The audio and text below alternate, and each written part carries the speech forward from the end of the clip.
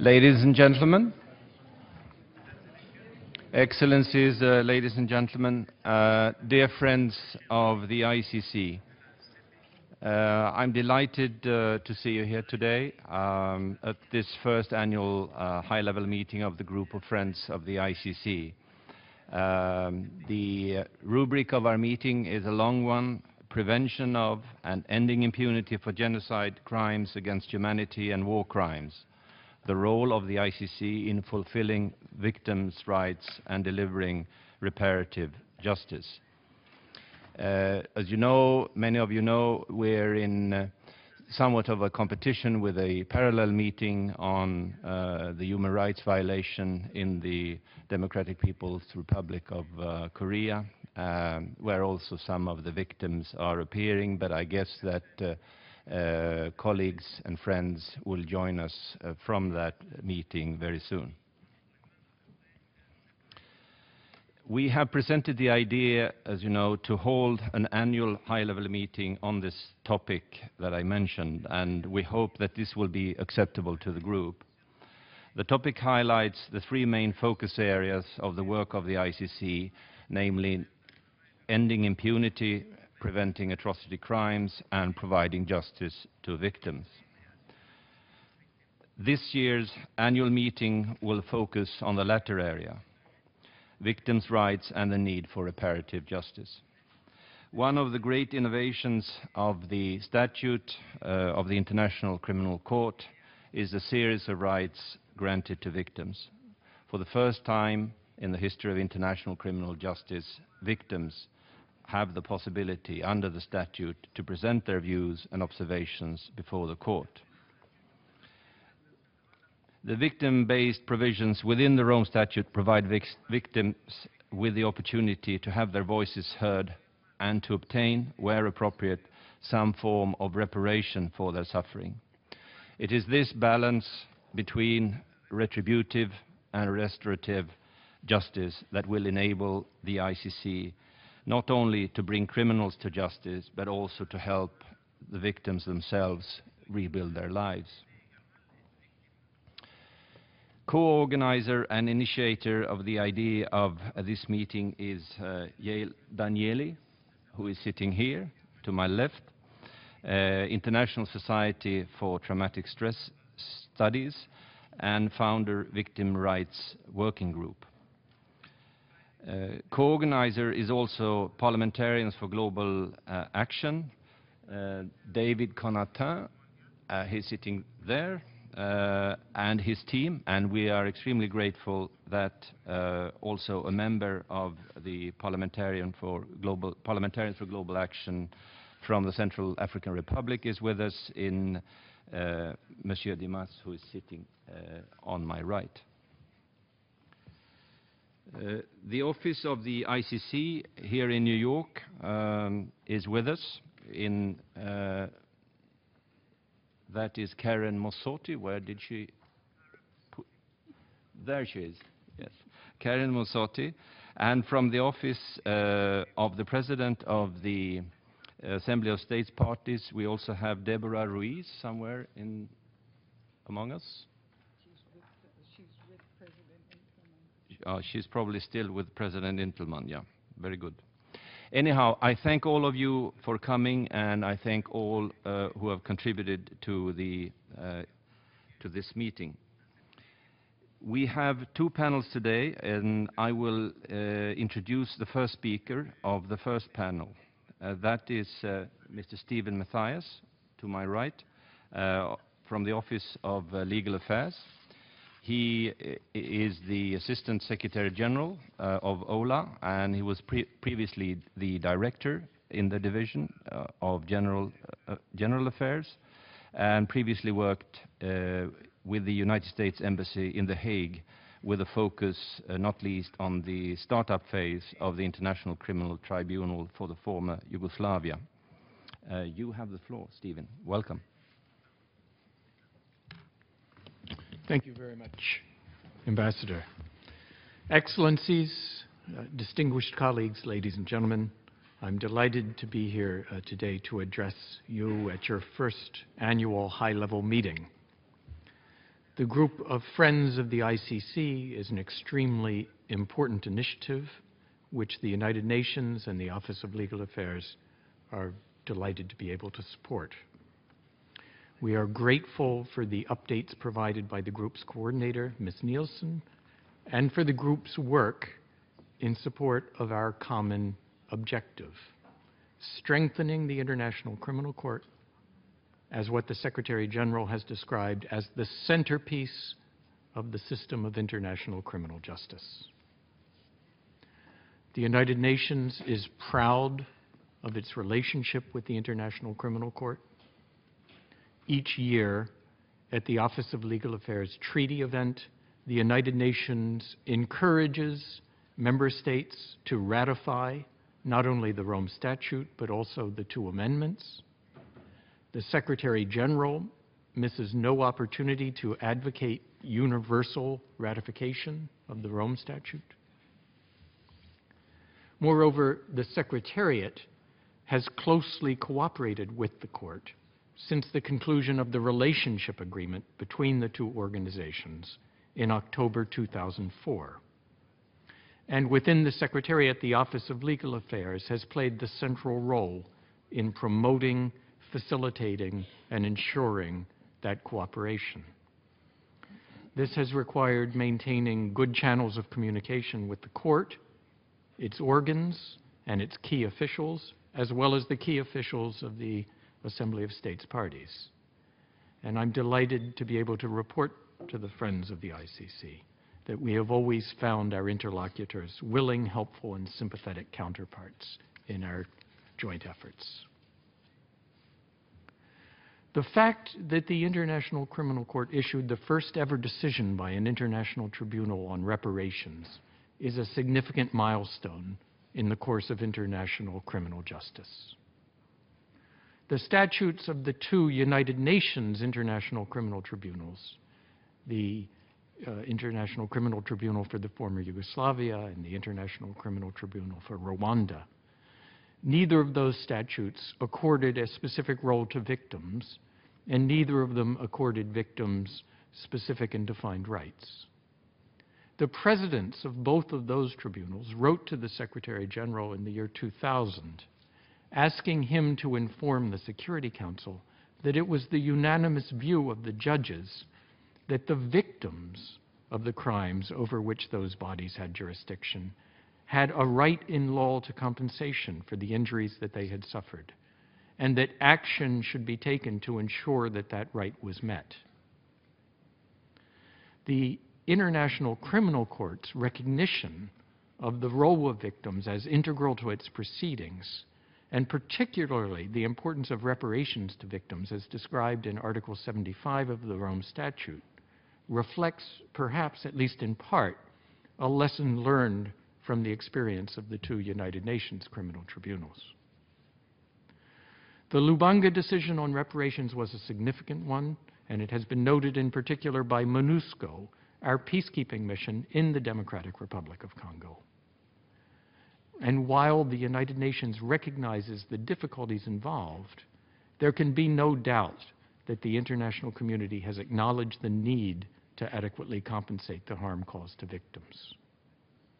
So, in closing, let me take this opportunity to wish you a productive meeting with exchanges that will hopefully lead to a better understanding of the rights of victims and of the issues surrounding reparations. Thank you very much. Thank you very much, Stephen, for for expanding on the legal framework, and thank you for your good wishes. Next on the list to speak is the Honorable Monsieur Marcel Djimassé, who is a former minister and member of parliament from the Central African Republic, where, as we know, parliament was dissolved by an unconstitutional coup d'etat by the Seleka rebels in March 2013. Monsieur Djimas is the chair of the Parliamentarians for Global Action, the national group thereof in CAR since 2012, and he is actively involved with the civil society in trying to find a solution to the current situation in the Central African Republic. We thank Monsieur Djimassé for coming all this way to New York to participate in the meeting and for your willingness to share your experiences with us. You have the floor, sir.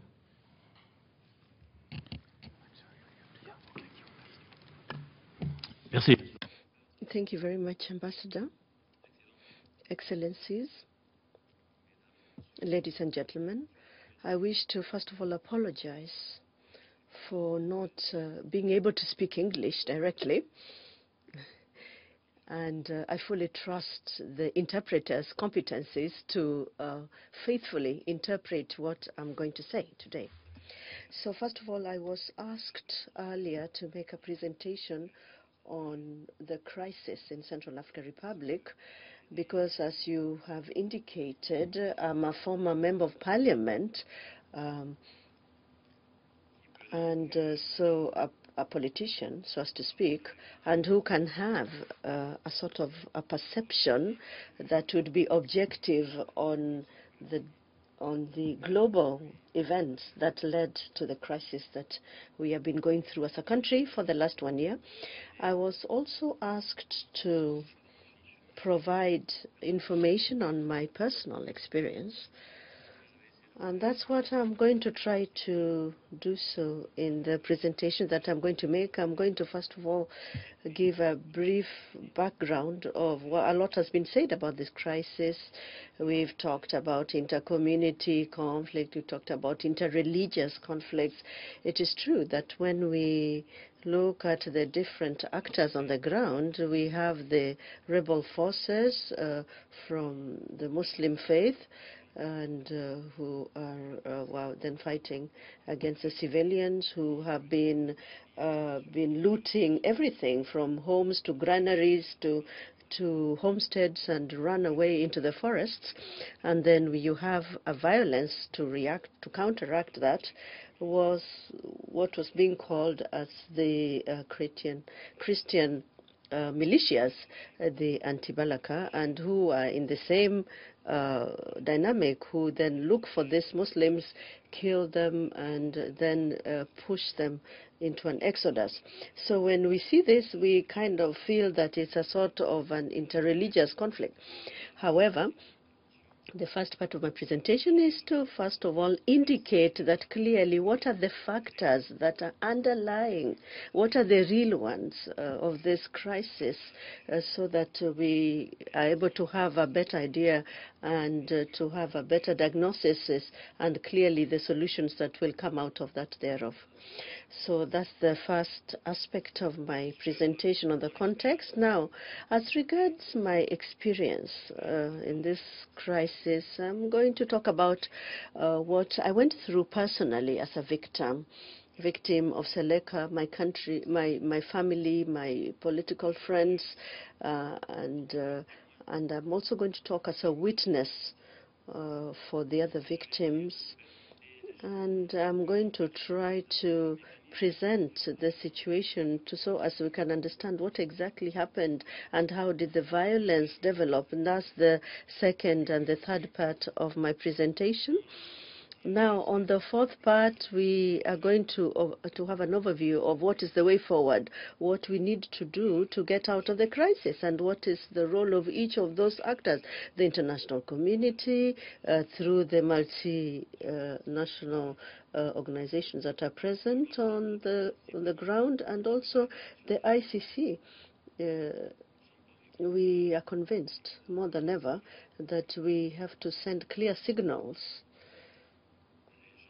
so that people can be afraid, and so as to stop any genocide that has started.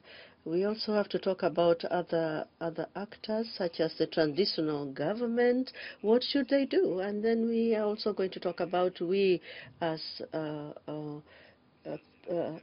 persons, as the national group, the PGA, the Global Action Group, I fully take part in the civil society activities that take place so as to enable us to come out of this conflict and this crisis. And the group with which I work has elaborated a sort of a roadmap to come out of the crisis, and I'm going to highlight what are the milestones in this.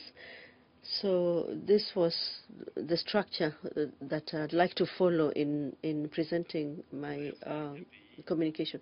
First of all, the Central African Republic is Central Africa that has 624,000 kilometers squared, 624 kilometers squared, and 4 to 5 million inhabitants. Now, the fact that it's landlocked, this clearly explains one of the reasons why we are having this crisis, that indeed Central African Republic is an ethno-cultural crossroad where all the different religions are there. We have Protestants, Christians, we have Muslims as well.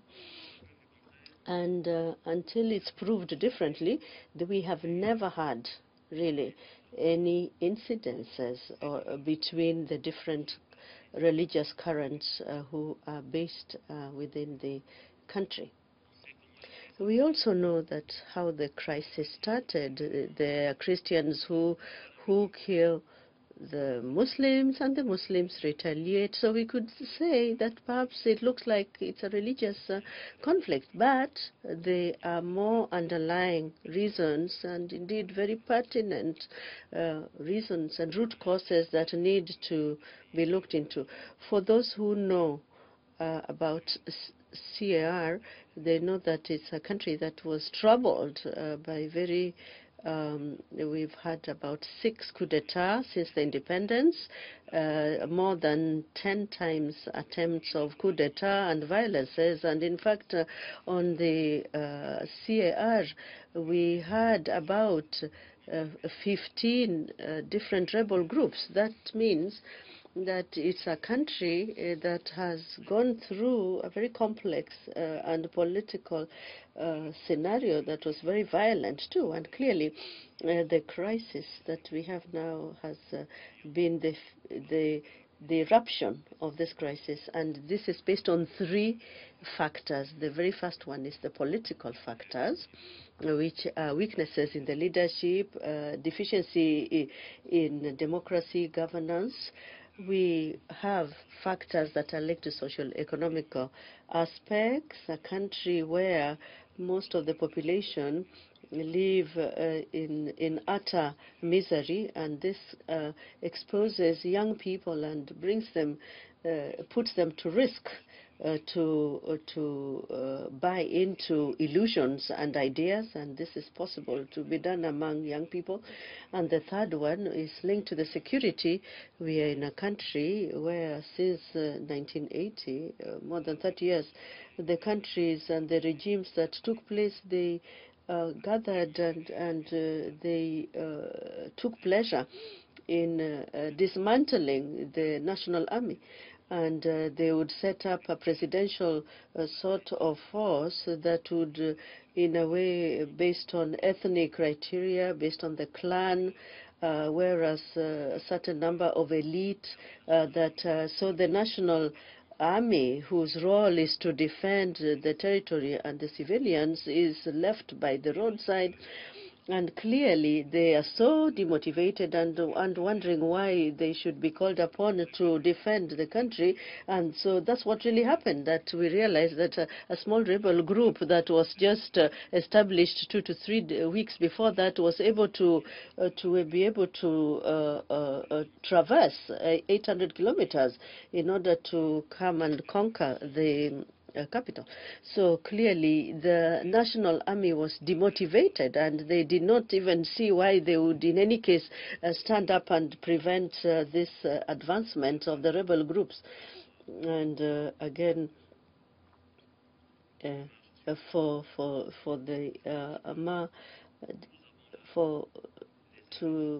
so here we have ingredients, as I've already indicated: political, social economic, and security reasons that would underlie the crisis in CAR.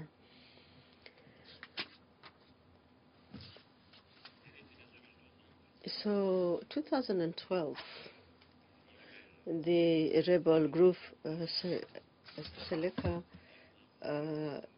in March 2013, and then the Central African Republic in a very serious humanitarian and security situation that's dramatic. Clearly, the collapse of the public order, the systematic violation of human rights, and the commission of international crimes by the rebels, including murder, rape, arbitrary detention, enforcement disappearance, torture, sexual abuse. So there's a torture that the rebel, they call it a batasha, which means that they attach you with your hands, so the hands, so the back forced backwards, and after you leave that, we lose one loses the use of their arms and the legs, and under that there are another list of crimes, that the recruitment and the use of children in armed groups. So these crimes against humanity were committed by Seleka towards the end of 2012 and went on for about 10 months during the time of Michel Deturia. And during the end of June 2013, the self-defense group Volju were then assimilated to the Christian militia, but they have a rather complex reality, and they started to riposte against the Seleka groups, and they were called the anti-Seleka. So because they were created on the same model, in other words, groups of autonomous groups without any unified commander, and the same way as the same manner as Seleka, they then decided to go ahead and then, in revenge, commit crimes on civil populations. So here, the ethnic and religious turn came in, and which is why the qualification that we find in newspapers today started to emerge. I feel that it's very important to denounce the two crimes, be it by Belaka or the anti-Belaka or Seleka. So these crimes have to be denounced. From the beginning, towards 5th and 6th December last year, there was a radicalization of the positions that went downhill, and it was then more than 1,000 people died, including women and children, when there was escalation of armed violence between Seleka and anti-Balaka factions. So that's where we then knew the worsening of the humanitarian situation, as well as caused a massive forced migration of civilians in neighboring countries. The sense that we had was that the resolution 2021 that was signed by the Security Council that enabled the rapid deployment. And here we have to underscore that indeed France started to preposition itself even before the endorsement of the resolution, and this enabled to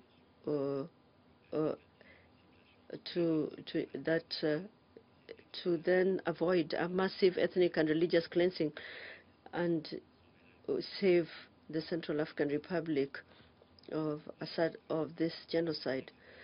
So this is the context in which this crisis evolved. I was asked to talk about my personal experience.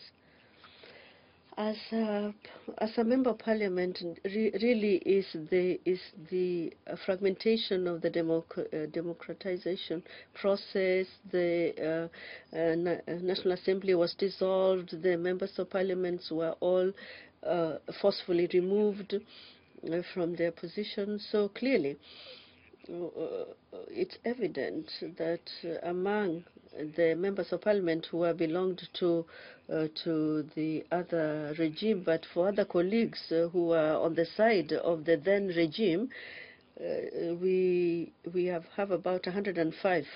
We have parliamentarians who are 105, and among them there were 54 that were active within the group, because I was part of the opposition, as I indicated earlier, and the rest were the other parliamentarians who were then colleagues.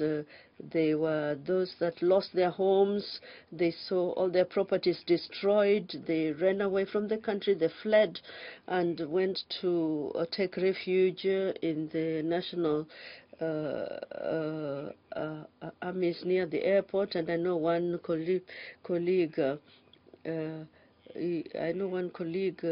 who was in fact threatened by telephone constantly, and who had to leave the country to live actually in my house. And then I informed the PGA, the Global Action, and who then called the ambassador of France, and in the next 5 minutes they were able to come and pick up my colleagues and to take them within the multinational forces in safe keeping. As far as I'm concerned, and in a more personal manner really, at 2 times I was a victim through my family of violence, Seleka, and that was the 24th, 2013. I was in March. I was away in Chad on a mission, and the house in which I lived in was opposite the National Assembly, was completely attacked. My wife went to the neighbors, and in my absence, others came and stayed with my family to protect them.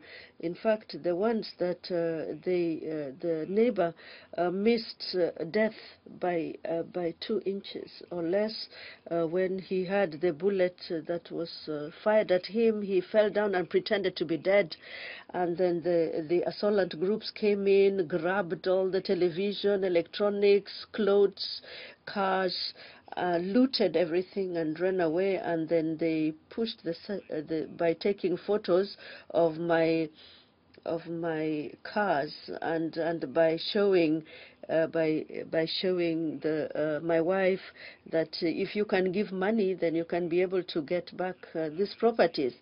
So and she did, of course, with no end. And so clearly this was a violent and indeed a very sadistic way of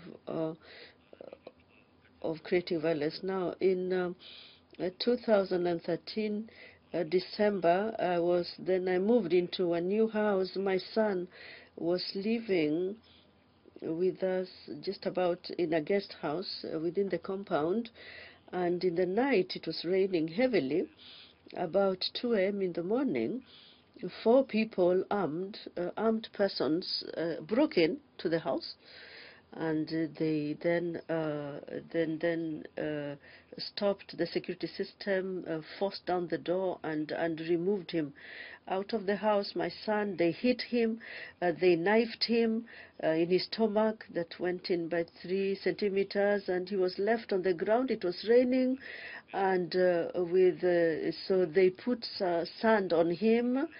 That was to kind of show that they were trying to bury him. They hit him and then they went back into the house and looted everything. And it's only when they had the car leave that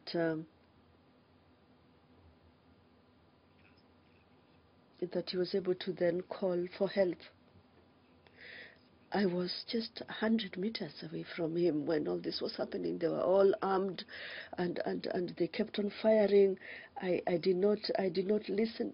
I did not hear anything. Yet my son was just about to die. It is only afterwards that I was able to come out of the house and then take him out from the ground. There was a curfew, so I could not leave. I carried him on my back because I could not use the car. We did the 500 meters that was between us and the hospital.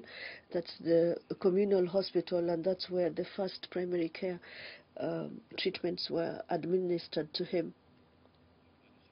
And what happened to me, honestly, is happened to others, maybe much more dramatic and much more serious.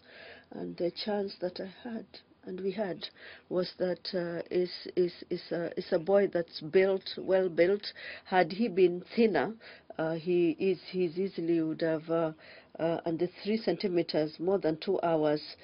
So from 2 to 4 o'clock, we did not know he would have died out of these injuries and out of the bullet.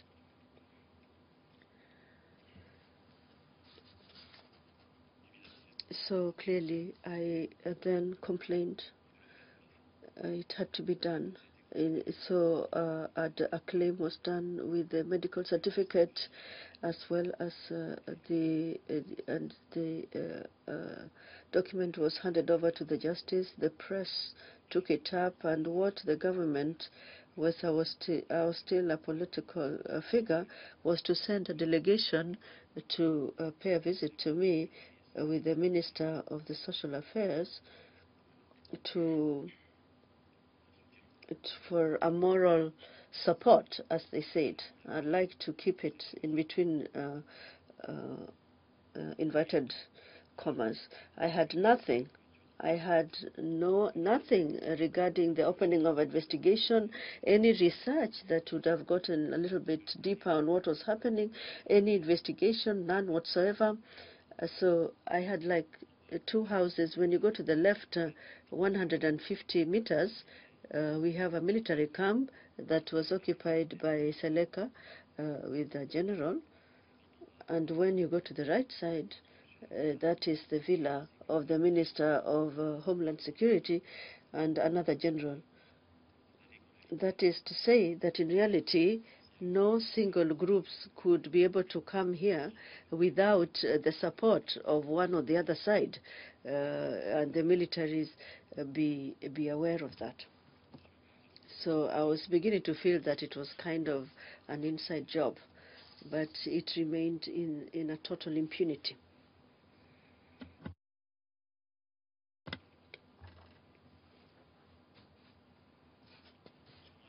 So when I was asked to make this presentation, I kind of hesitated, honestly, because I would have come in with elements that were filmed by mobile telephones to show the level of savagery that took place and to which we are forced to face. I would have done that, but for those who know as to go through the internet, through YouTube, there are images there that are terrible, that clearly provide information on what happened during the 10, 11 months that the Seleka rebel were ruling CAR. What I wanted to say in order to follow through on my experiences and what I saw is that this brutality, even if it led against the Christian civilians, it also touched certain persons who are even in the government themselves. The Prime Minister himself, Maitre Nicolas Changai, who was aggressed, and his house was completely destroyed, and no one arrested any of the perpetrators. There's another Minister of Justice of the Youth, and Minister Seleka, when he was in the office, factions came to attack his own house, and his family were molested.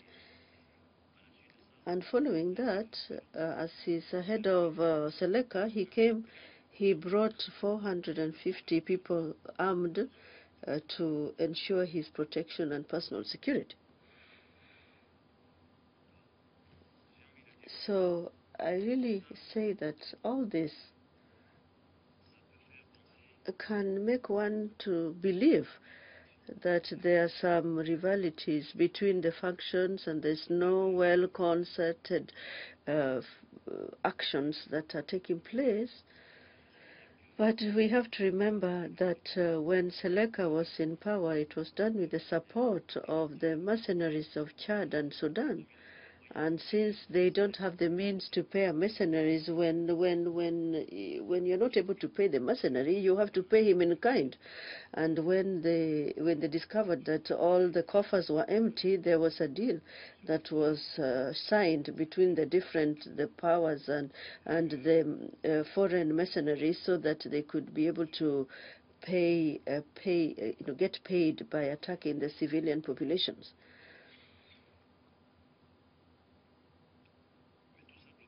So, globally, this shows that these generals and these heads of factions who have no respect for any political authority, the elements have no regard, no respect. They only respect their commander.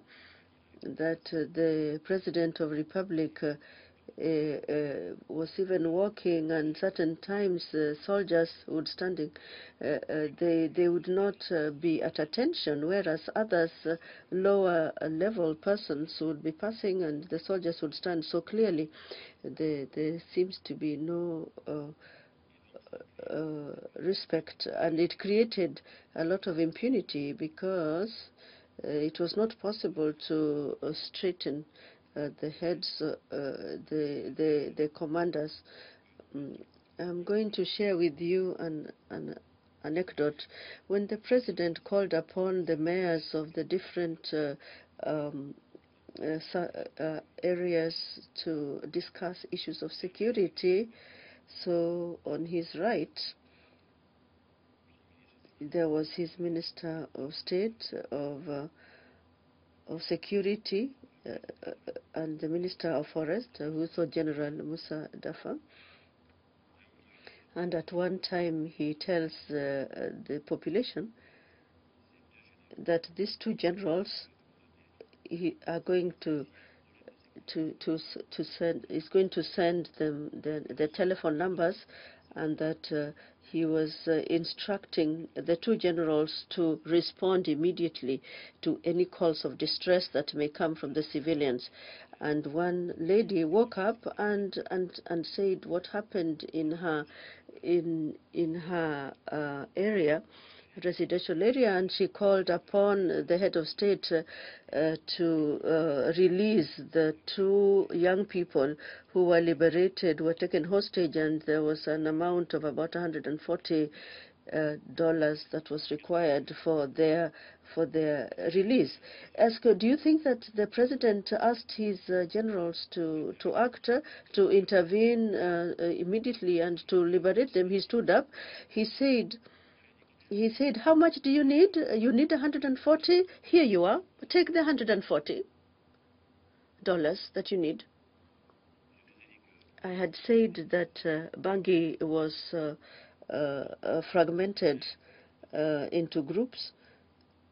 Himself, from the name of the Cartier that he talked about, he knew which was the general that was responsible for that area, and he did not want to confront that general. He was a Sudanese general. He preferred to pay. So a head of state who has on his side the two ministers decided to give out money to sort out a security problem linked to hostages. The second one happened during a ministerial meeting where the Minister of Livestock, who indicated that two cars belonging to the ministry had been hijacked. And then he said, the minister was requesting for assistance to be able to recover the vehicles. And the minister said, that's not an issue to be raised here. It's a very simple matter. We have to give about 5 million francs CFA so as to liberate it. So you have a republic that is meeting in a session, and they are interacting and dealing with bandits, people that are hijacking cars, and other ministers who wake up and say, pay the ransom in order to recover the vehicles. So clearly, I wanted to share this information so that these two examples, so that you can see that there was absolutely in the issue of Sekela, of Seleka, and all the different rebel groups who had decided to defy and to pay themselves the debts that they were owed, and the money that were owed, and to continue with this sentiment of impunity. And we have to understand the plight of villagers, of children that are assassinated, and that they burn plantations, and the crisis, it is never arrived in the eyes of the Republic, and so they decided to set up their own self-defense group, Vigilante.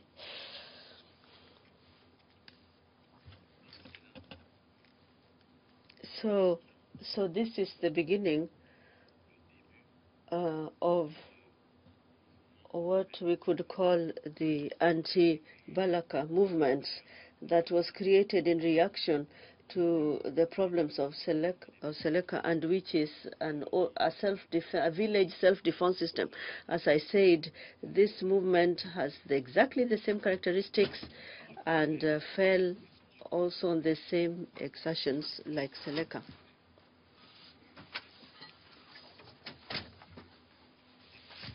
At the beginning, this was a movement that was considered to be of liberation of people, but very quickly it degenerated into a drama for the anti-Balakas. We had the systematic massacres that took place, as well as the displacement of civil and Muslim populations, and this happened in the different television channels. We had violent acts that were spectacular, and indeed that a demonstration of they were cutting up the pieces of corpses and carrying it out to people, and there were 14 to 15-year-olds walking around with a cut hand to say that now they had a trophy. So the anti-Balaka also attacked Minister of Health, who was savagely killed, assassinated, and he was only belonging to the north, President Otodia. There was assassination of a member of parliament of the transitional government, and he had just publicly denounced during the tribunal against the anti-Balaka. They came to assassinate him and his two children, his two sons. So before coming on the 14th of April,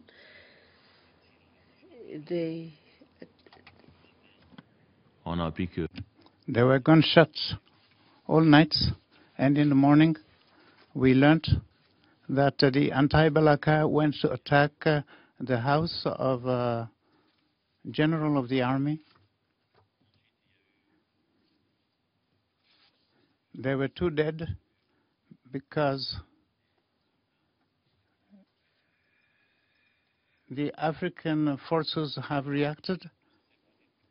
Just to explain very quickly that we have gone from a political violence to banditry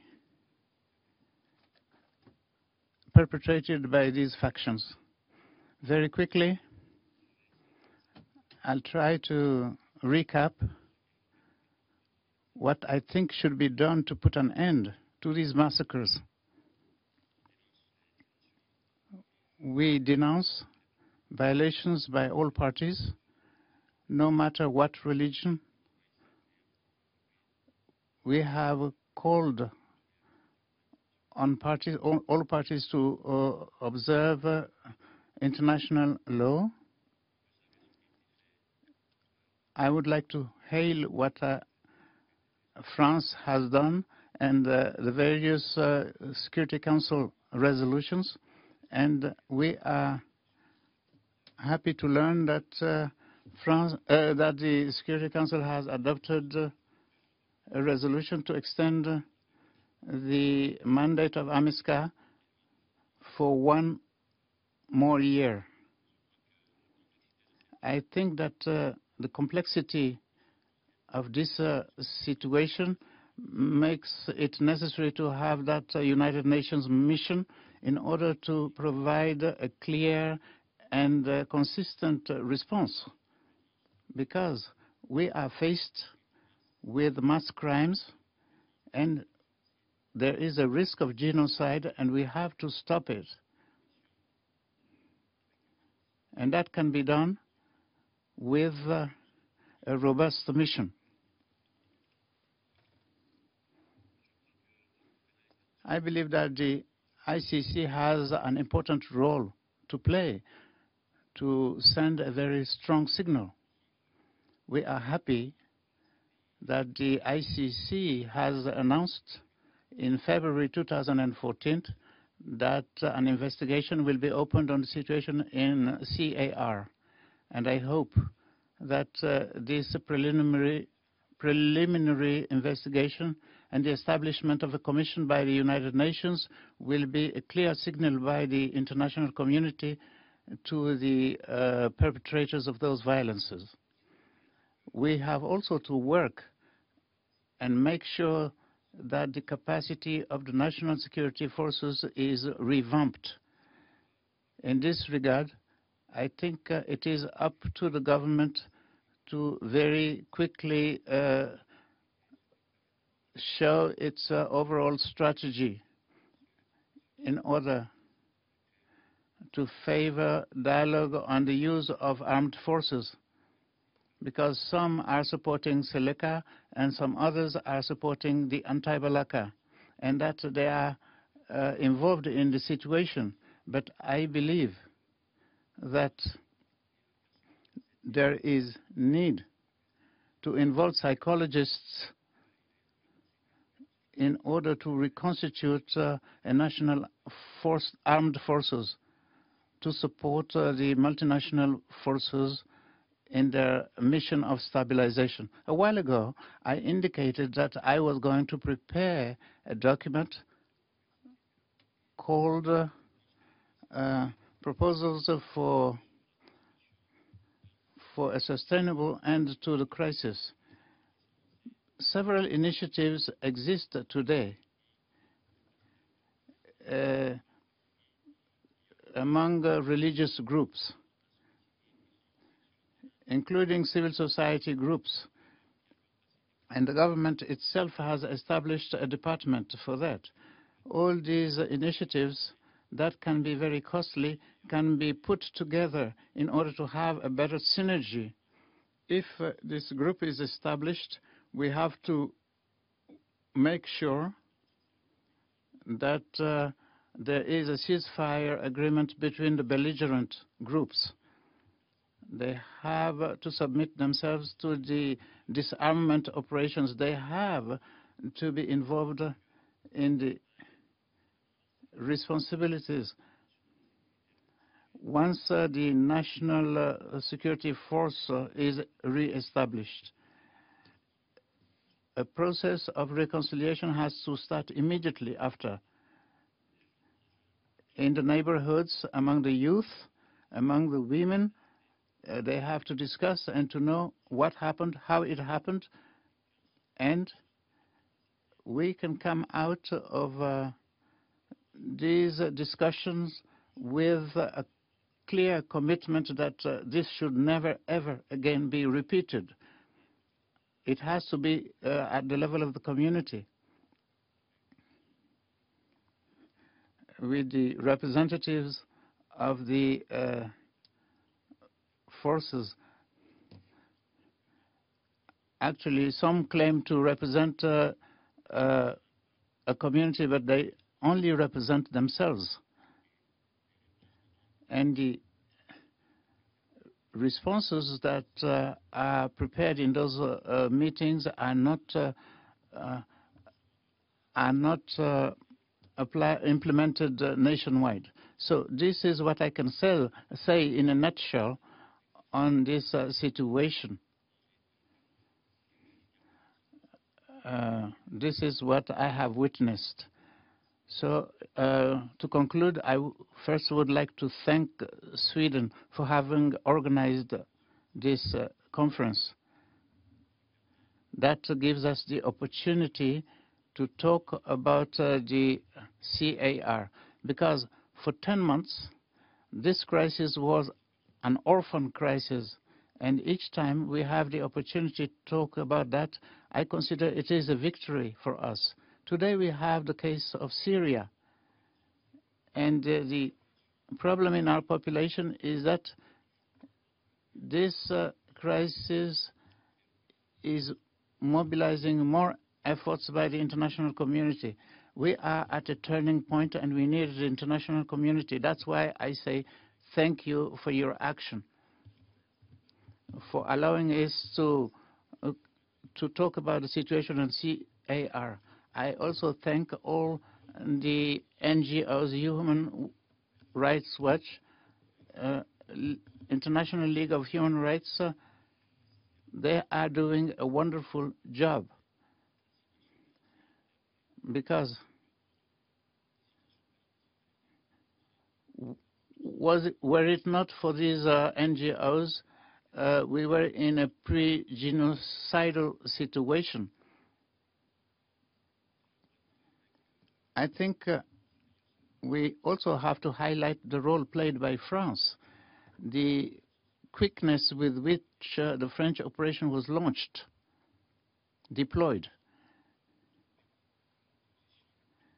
The pre-positioning of troops even was done before the United Nations made a decision, and this made it possible to avoid genocide in early December.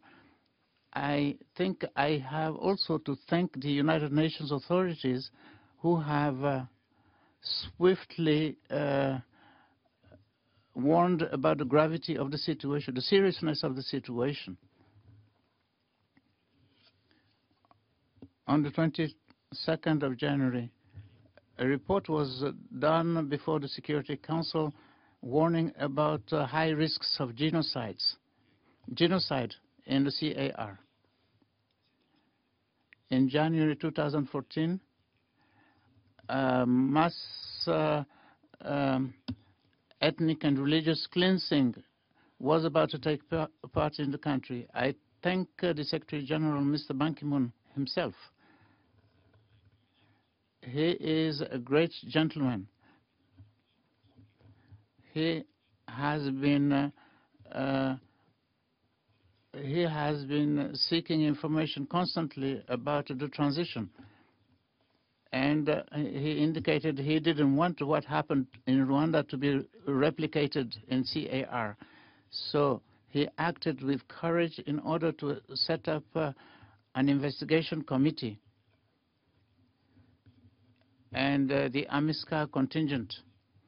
And I think the preliminary investigation committee has prepared its report. And as a result, the Chadian troops have withdrawn. So in the upcoming peacekeeping missions, we should avoid involving neighboring countries, because the way the borders were drawn did not take into account the tribes, and there is no impartiality when a neighboring country is involved in a situation like that. We have seen in Côte d'Ivoire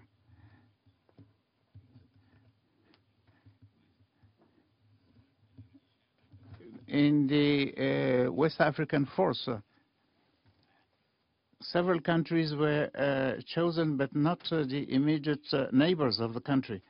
So, ladies and gentlemen, I would like to apologize for taking too much of your time for my presentation. I thank you very much. I remain at your disposal in case you have questions or queries about this. Thank you. Mr. Diamassé.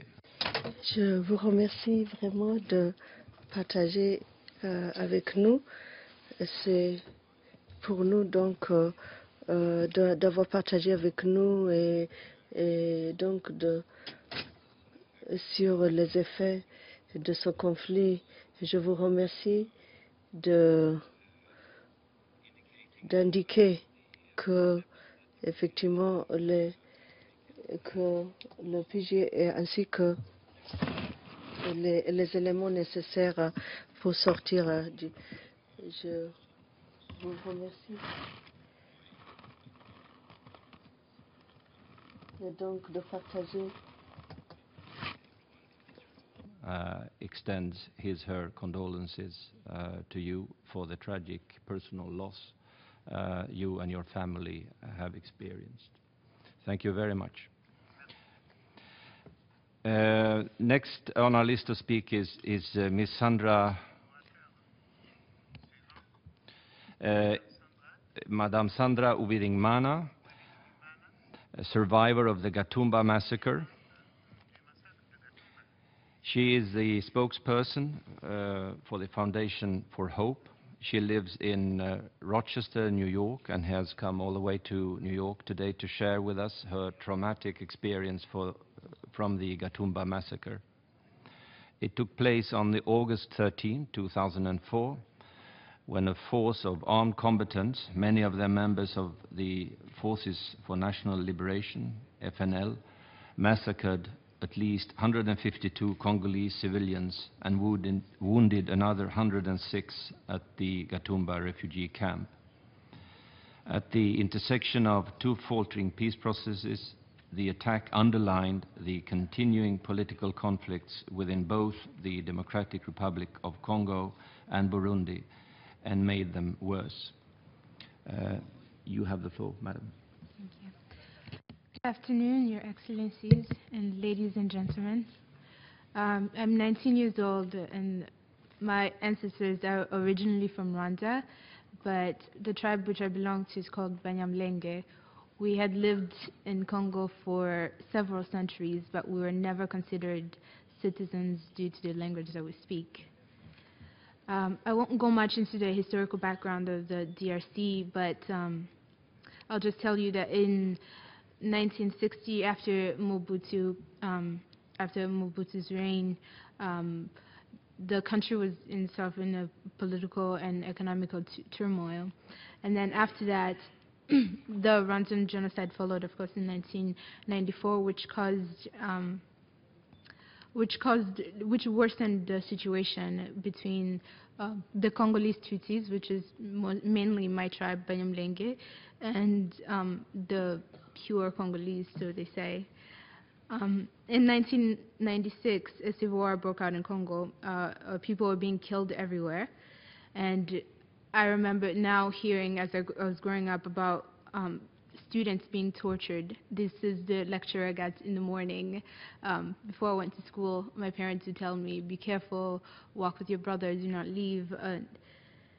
I remember hearing this like it was a myth, like no one could possibly do this. And I was too young to remember, but my parents and my older siblings all remember November 30th of 1996, a day that was announced to all Congolese that all Banyamulenge should be killed and there should be no Tutsi left alive in the country. The broadcasted message was this: people must bring a machete, a spear, an arrow, spades, rakes, nails, truncheons, electric irons, barbed wire, stones, and the likes to exterminate the Congolese Tutsi. Now that I read that, of course, I'm shocked, but my mother always said that we were children of war. We were born and raised in war. For as long as I can remember, we were always on the run. My experience as a child is the same exact experience that my mother had and that my grandmother had. The increased violence would often cause us to miss school and sometimes months of schooling. Our Congolese peers would stay in school while we were in exile, and when the civil war came down, we would come back and we'd try to get back in schooling. And though our professors and the principals all knew that we were in exile, we were still expected to perform at the same level as the other kids who had been in school for all those months. Our teachers and colleagues were our teachers and colleagues by day and assassins and robbers by night. And of course, you couldn't report it to anyone. After all, we were not legitimate citizens, let alone humans, so it wouldn't really matter. Our human rights didn't matter to them. In 2004, the violence and war increased to the point where we could not stay in the country. I was in school when my father came asking for me. He said that we needed to leave immediately. That was also another speech that I got quite often. In the meantime, two of my siblings were at a different school, too far away from home, and it would take several months for us to be reunited. We fled across the border into Burundi, but before we could cross the border, we were robbed and beaten. This was the first time I met hatred. He looked at me in the eyes and shook my hand. He threw sand in my eyes and spit in my mother's face. He punched my then 7-year-old sister in the face. Kids as young as 2 years old, 3 years old, and up to grown men who were in their 70s, literally using sticks to walk, were standing in our faces telling us how we did not belong in the country, how we were not humans, we were cockroaches. Somehow we managed to get out of that border, and we crossed. Everything we had fled with had been stolen, so we were literally at the mercy of the United Nations. We stayed in the camps. It felt like camping, except we were crammed into living room-sized tents. With like 5 to 7 families at a time. We didn't really mind this because it was not the first time. We just expected the civil war to happen, and in a few weeks we'd be back and we'd resume our normal lives. See, when my mother says we were born into war, this is how I know I was born into war. Things like this did not surprise me. The fact that I was living in a tent and was pretty content about it didn't really surprise me. It wasn't something new. It was something I expected. No one cared that I was living in a tent. The climax was the tragic Gatumba massacre.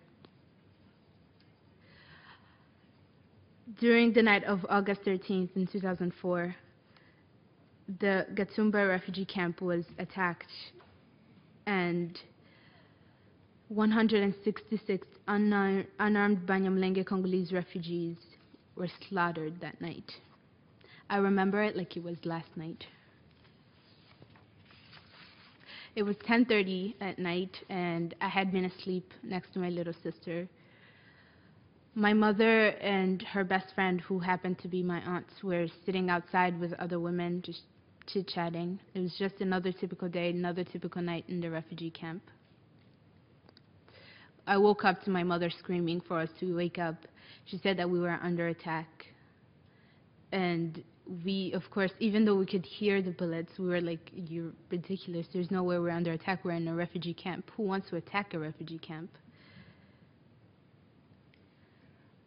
My mother said, no, this is an attack on us. And I looked to her right, and of course, my aunt her arms had been chopped off. She said, we have to run. Oh, but where? Where do you run in a refugee camp? I thought that's where you were supposed to run. That's where we're supposed to be. The neighbors started cutting up the tents because we could not go through the front door. We could see the militias in front of us. They were literally like in our faces. There was nowhere to escape. So we started cutting up the sides of the tents to escape. And everyone that went through the sides, everybody, we were sitting in the tent watching them get shot down one by one. My cousin and many of my childhood friends were part of that line.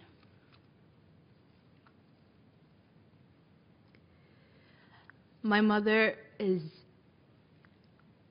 incredible. She's my hero, and there's no other way I could explain what she did. She took me and my little sister and put us under a very thin mattress and said, lay there, you'd be safe. And I was 9 years old, but I looked at her and said, you are crazy. Bullets can go through a mattress. And so we stayed there until we could not hear a sound. Everyone around us was either dead or somehow had managed to escape. After a while, it felt like forever, but it was only about 15 minutes, I assume. Two men came to the front of the tent, and they were asking for survivors. They said, if you survived and you're still in here, we're here to help. Please come out, we're here to help. It was myself, my mother, my little sister, and two of my cousins. My mother said, are you really here to help? As if they would tell her that no, they were here to kill her. They said, yes, we are here to help. So we walked up to the front, and for some reason, I felt something calling me back, and I did not follow my mother. I stepped back, and as I stepped back, the man told his peer to start shooting. And at that moment, I witnessed myself become an orphan. I went back to the mattress that my mother had put me under, and I stayed there. I said all my best prayers. I did everything I was told to do whenever I did something wrong.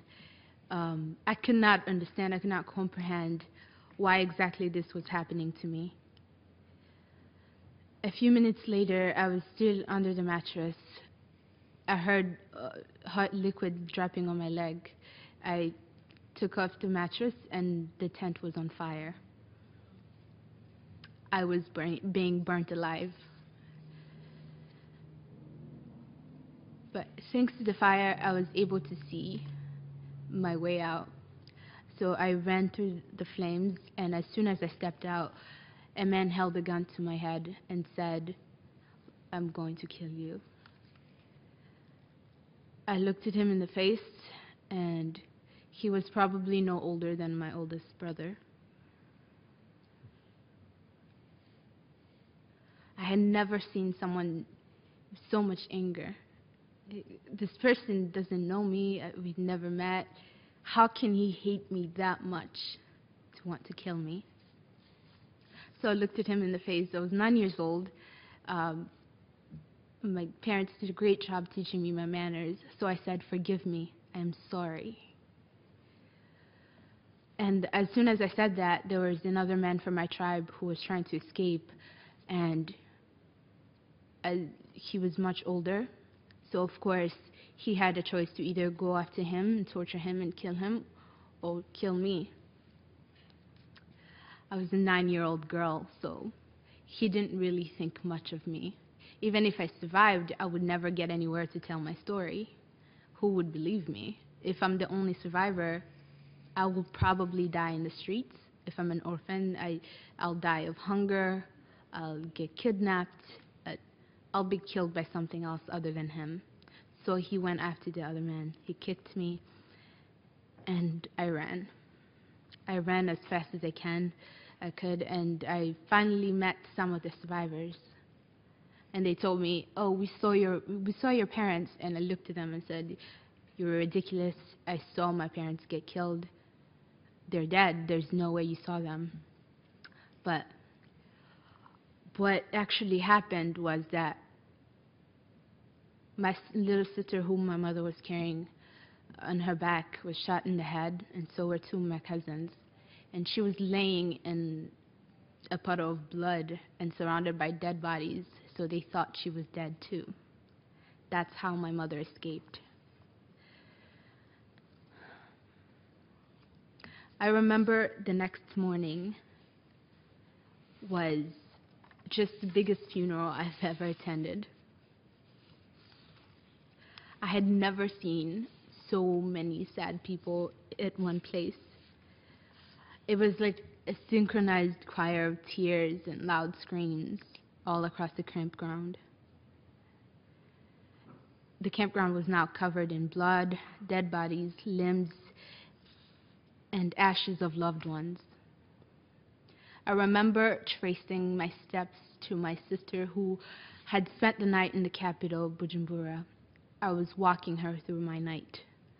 I showed her exactly where we were sleeping because it was all now burnt down. She could not tell where anything was. I walked up to where my little sister's bones were, and she picked them up, and I said, "This is her. This is Deborah. I know because I was right there." And I remember people asking us to label where we think a loved one could have died. There was no need for me to label. I knew it. I was there. I was right there. To think that in a matter of 30 minutes, I went from being at peace with my family to thinking I was an orphan was too big for me to comprehend then, still too big for me to comprehend now. After my family recovered from physical wounds, my father moved us to Rwanda because the following months were of trauma, terror. I literally spent all my nights in my mother's arms, shaking. I could not sleep. I could not eat. Anything that was, if anybody snuck up behind me, even if they announced their presence, I would still tremble. I remember waking up to my brother's nightmares, and this was the routine for 2 months until my father decided enough was enough. We were going to go live in Rwanda. So by the mercy of charity workers, we got tickets to go to Rwanda, and when we got there, we were homeless. And I came in contact with poverty. Now, I know my standard of living in Congo was probably, by U.S. standards, I was poor, but I had never gone hungry. I had never not known where my next meal was coming from. And it wasn't until Rwanda that I met poverty, and I mean real poverty. The kind where my mother was on her knees night and day praying that she did not lose her kids to hunger. If the massacre could go by us and us stay alive, she swore on her life that we would not die of hunger. After a while, somehow we managed to make it. I can't really explain it still. But many survivors resettled in Rwanda on their own. Some were homeless, some were taken in by family, and some were simply just there. It was like everybody, their bodies were there, but no one was really there. I remember my father used to have evenings where he'd call like a lot of the youth survivors to come to my house and just talk. And I remember there was never really any talking. They got in the living room and they started to cry, and it was just tears. But that was all we had. We were each other's comforters. Nobody really came to us and said, "Hey, what happened?" no one cared, and we still think that no one cares. After that, we kind of organized ourselves into what we called Gatumba Survivors Foundation, and we traveled around churches, literally telling our stories and begging for school fees, for food, for anything really. And that worked just fine. We got by, and then that was our life for then. After that, we heard that there were interviews being held for resettlement back in the U.S., and I remember my mother saying, "There's no way I'm taking my kids back to Burundi." But my father convinced us that it was a good idea. The interview process was traumatizing in its own because we were asked to relive the worst nights of our lives. After that, the interview process in 2007, we received refugee status to come to the U.S. I left many of my friends there, many of my survivor friends, and that was very sad. But after we got here, we thought, oh, great, we're going to go there and see what people are doing to bring justice. But I quickly learned that many people think resettlement is justice, and it's not. It would be unfair for me to sit here and say that just because most of the survivors are here, they're happy. They're not. The message we keep getting from the international community, from our government, is that we do not matter, that our rights still don't matter. 166 innocent people later, and we still don't matter. That wasn't even the big, I wish that those were the only people we lost, but they aren't. We lost so much more than that. We lost our hope. We lost our faith in the international community. We lost everything that we had. Everything that I knew was lost. The two men who confessed the day after the massacre that they were a part of perpetrating the massacre. One of them, Agatogwasa, is running for presidency in Burundi. The other, Habimana, is a hero, so to say, in Burundi. They're both in the government. They both remain untouched and pampered while we continue to suffer the trauma and pain of senselessly losing our loved ones. The guilt we feel for surviving and still not accomplish anything. That's something that no resettlement, you can resettle me anywhere you want to, but until I can feel at peace with myself, until I have parents who never speak of this because they're convinced it's no use. And it's up to people, it's up to the international community, and it's up to Burundian government, to Congolese government, to restore that. Human lives do matter, regardless of the region. Thank you. Thank you very much, Sandra, for sharing your story with us. A story of a 9-year-old girl, a story of a child of war, an orphan of war, always on the run. And it's difficult for us to comprehend really what you're going through, or what you have been going through.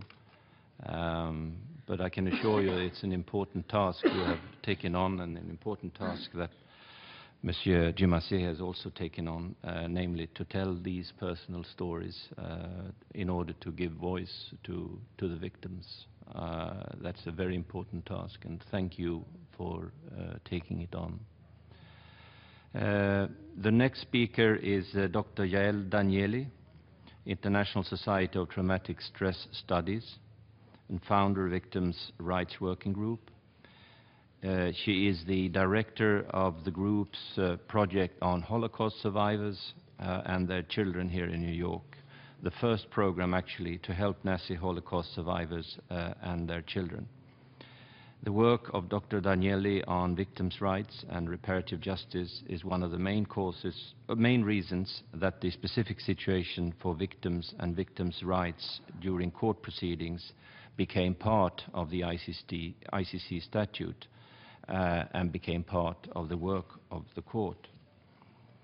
She was also one of the initiators of the establishment of the Trust Fund for Victims.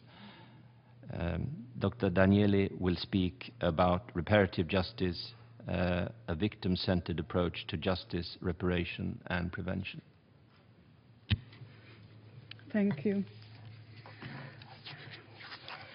Despite the poignant beauty of the preamble of the Charter of the United Nations that came into force 24 October 1945, it was not until 29 November 85 that the United Nations Declaration of Principles of Justice for Victims of Crime and Abuse of Power was adopted. And it was not until 23 April 1987, nearly 27 years ago, in Conference Room 2 downstairs, that with Roger Clark, I had the honor of convening the very first meeting on victims ever held at the UN. That consultation focused on meeting the mental health needs of victims, a priority of that beloved declaration. On 9 September 2008, the Secretary General convened the first ever global symposium on supporting victims of terrorism in this august trusteeship council chamber, and I had the privilege of assisting in the preparation of that symposium. Today, on Justice for Victims, it is a third first. I suppose by now it's become an acquired, profoundly humbling habit. Let me begin by stating that to my mind, what has made me a quote expert is listening to victim survivors and their family members, who alone are the master experts of their experiences. I'm grateful to be here to listen again and to share some of what I have learned about the meaning of justice and how to make it reparative for victims. Generated from several decades of work with victim survivors of massive trauma, such as crimes against humanity, in multiple situations worldwide, reparative justice is a multidimensional, multidisciplinary, holistic conception of justice for victim survivors that importantly distinguishes between outcome and process and insists that both are necessary. Reparative justice acknowledges and addresses victims' concerns at all points of their relationship with the justice system. It is thus crucial to the victim survivors' experience of justice as healing, rather than their being used only as witnesses for a case, or worse, as re-traumatizing. While Theo van Boven insisted that lack of just and adequate reparation for victims and impunity for perpetrators are two sides of the same coin, reparative justice takes this further. It says that the justice process as a whole can be reparative, not just reparations as an end result. Massive trauma causes such diverse and complex destruction that only a multidimensional, multidisciplinary, integrative framework is adequate to describe it. An individual's identity involves a complex interplay of multiple spheres or systems. Among these are the biological and intrapsychic or internal, The interpersonal, that is familial, social, communal, the ethnic, cultural, ethical, religious, spiritual, natural, the educational, professional, occupational, the material, economic, legal, environmental, political, national, and international, and these are not all of them, but you've heard between the two victim witnesses on this podium, several of them spoken of. These systems dynamically coexist along the time dimension to create a continuous conception of life from past through present to future. Ideally, the individual should simultaneously have free psychological access to and movement within all these dimensions of their identity.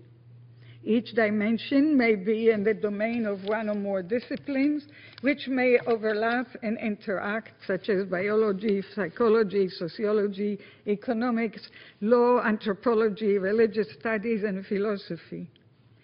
What's important to our multidisciplinary dialogue is to remember that each of the many disciplines that deal with these various dimensions has its own views of human nature, and it is those that inform what the professional thinks or does. Exposure to trauma causes a rupture, a possible regression, and a state of being stuck in this free flow among dimensions, which I've called fixity. The time, duration, extent, and meaning of the trauma for the individual, the survival mechanism or strategies utilized to adapt to it, as well as post-victimization trauma, especially the conspiracy of silence or the second wound, as we call it, that ubiquitously follow all, but particularly massive victimization, will determine the elements and degree of rupture, the distortion, the disorganization, disruption, and disorientation, and the severity of the fixity. The fixity may render the individual vulnerable, particularly to further trauma ruptures throughout the life cycle. It also may render immediate reaction to trauma chronic, and in the extreme become what I've termed lifelong post-trauma or victimization adaptational styles, when survival strategies generalize to a way of life and become an integral part of one's personality, repertoire of defense, or character armor, one's view of oneself and the world, and relationship with others. Thus, it is not only what the victim has experienced and suffered during the trauma, be it genocide, crimes against humanity, or war crimes, but it is what happens after the trauma, hopefully including the justice processes as reparative, that crucially affect the long-term, including multi-generational legacies of trauma. In addition, they may affect groups, communities, societies, and nations.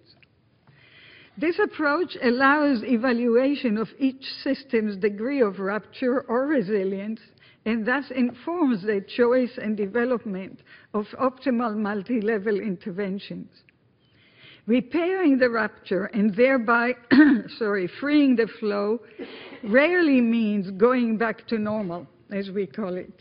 In fact, clinging to the possibility of returning to normal may indicate denial of the survivor's experiences and thereby fixity. The same holds true for expecting justice, meaning legal accountability and reparation, or any other single measure in the post-traumatic period to make it all okay.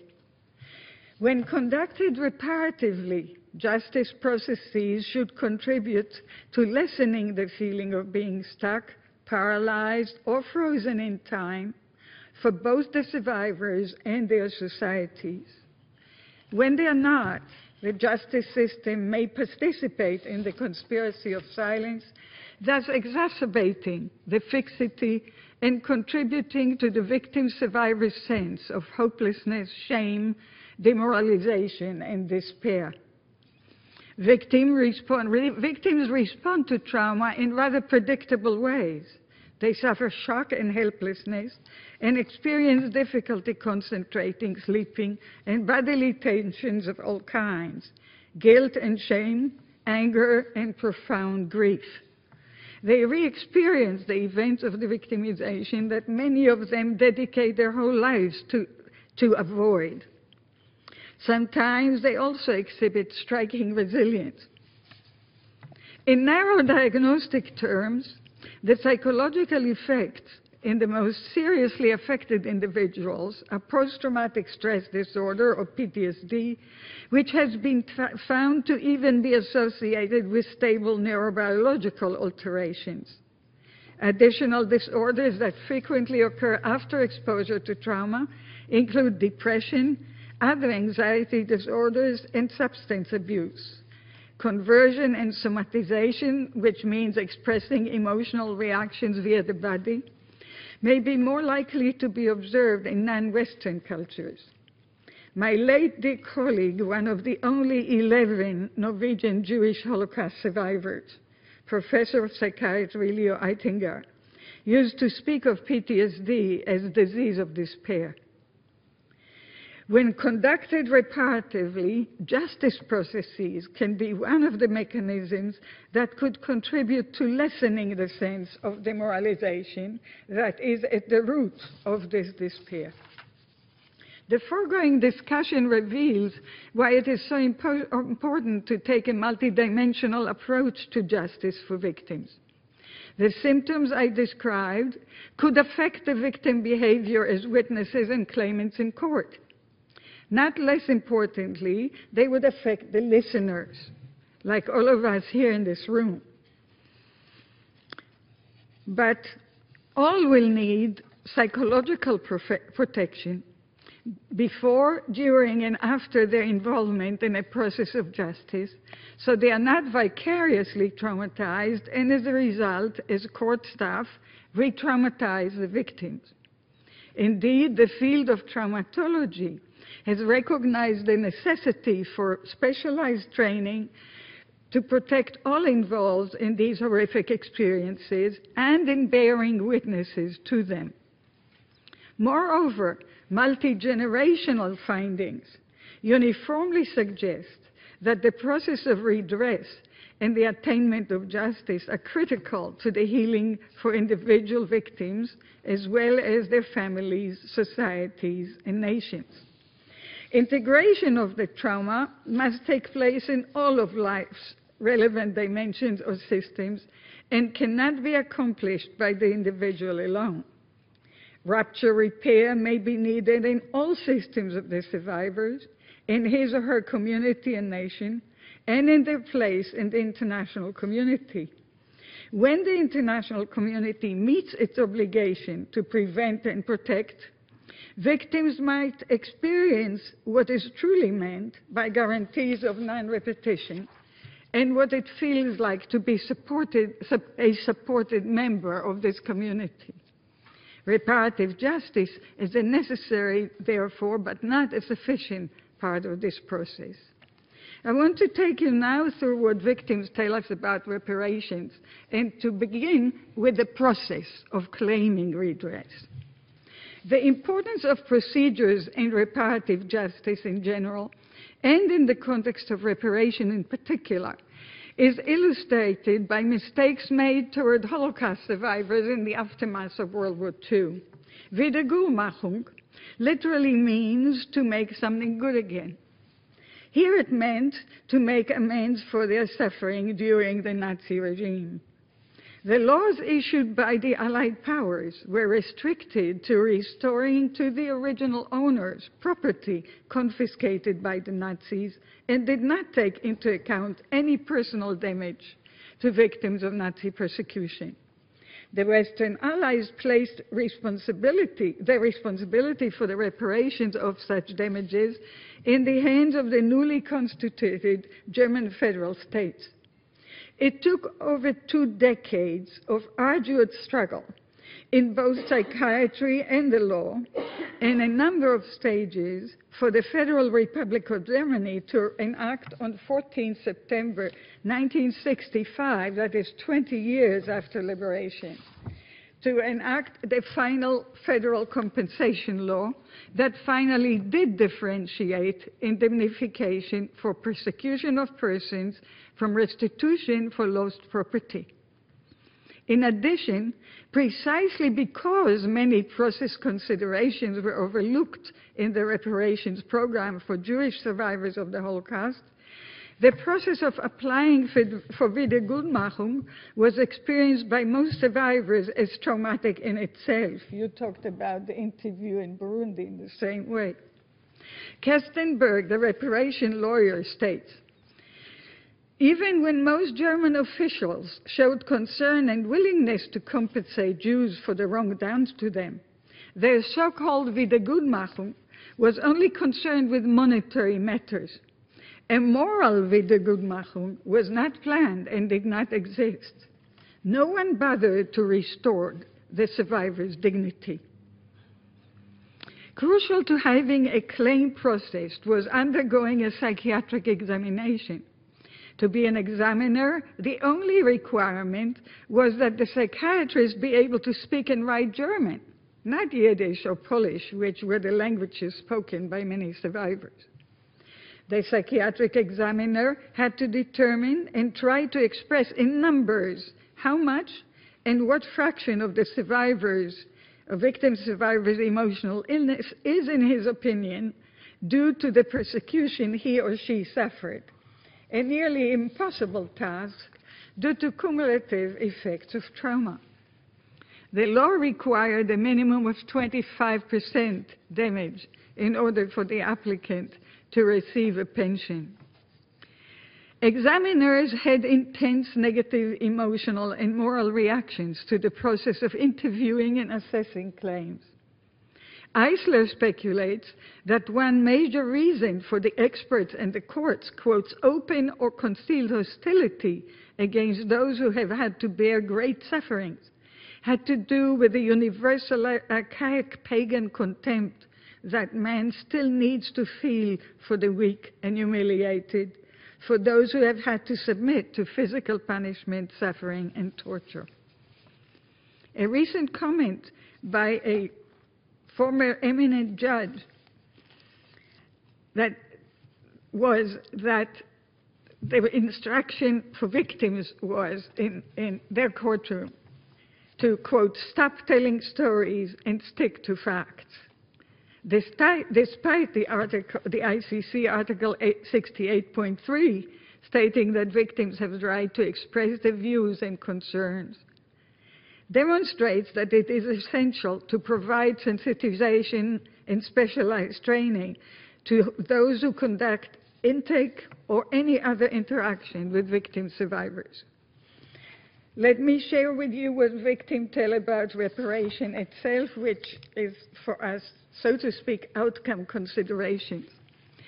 I'm sorry I'm rushing through this, and I'm so tempted to tell you stories after every sentence, but it is, a lot of this is published, and those of you who want the reference, I'll gladly give you. Reparations require good outcomes, not only good processes. In order to understand more fully the experience of receiving reparations and how it can be helpful to individuals and to their societies, as well as to gain long-term perspective, I interviewed victim survivors of the Nazi Holocaust, Japanese and Armenian Americans, victims from Argentina and Chile, and professionals working with them both in and outside their countries. Through the years, I augmented these with other interviews while working in South Africa, Bosnia and Herzegovina, Rwanda, Northern Ireland, and with victims of terrorism worldwide. Time limitation permits but a summary of these very rich, complex interviews. In the following, I condense what these victim survivors deemed necessary components for healing in the wake of massive trauma. These components are presented as goals and recommendations organized in a 4-tier reparative framework from the individual, societal, national, and international perspectives as follows. From the individual standpoint, the goal is to reestablish the victim's equality of value, power, esteem, or dignity, which is the basis of reparation in the society or nations. And that is accomplished by both compensation, both real and symbolic, B, restitution, C, rehabilitation, D, commemoration. Of course, we can have a seminar on each one, but we will not. From the societal point of view, the goal is to relieve the victim's stigmatization and reparation and separation from society, and that is accomplished by A, commemoration, so you see there are parallels, B, memorials to heroism, C, empowerment, and D, education. From the national point of view, the goal is to repair the nation's ability to provide and maintain equal value under the law and the provisions of justice, and that is accomplished by A, prosecution, B, genuine apology, C, establishing secure public records, D, education again, and E, creating national mechanisms for monitoring, conflict resolution, and preventive intervention. And from the international point of view, the last one, the goal here is assert the commitment of the international community to combat impunity and provide and maintain equal value after the law, and the law, and the provision of justice and redress, and that is accomplished by A, creating and utilizing ad hoc and permanent mechanisms for prosecution, B, establishing secure international public records, C, education again, and D, creating international mechanisms for monitoring, conflict resolution, and preventive intervention.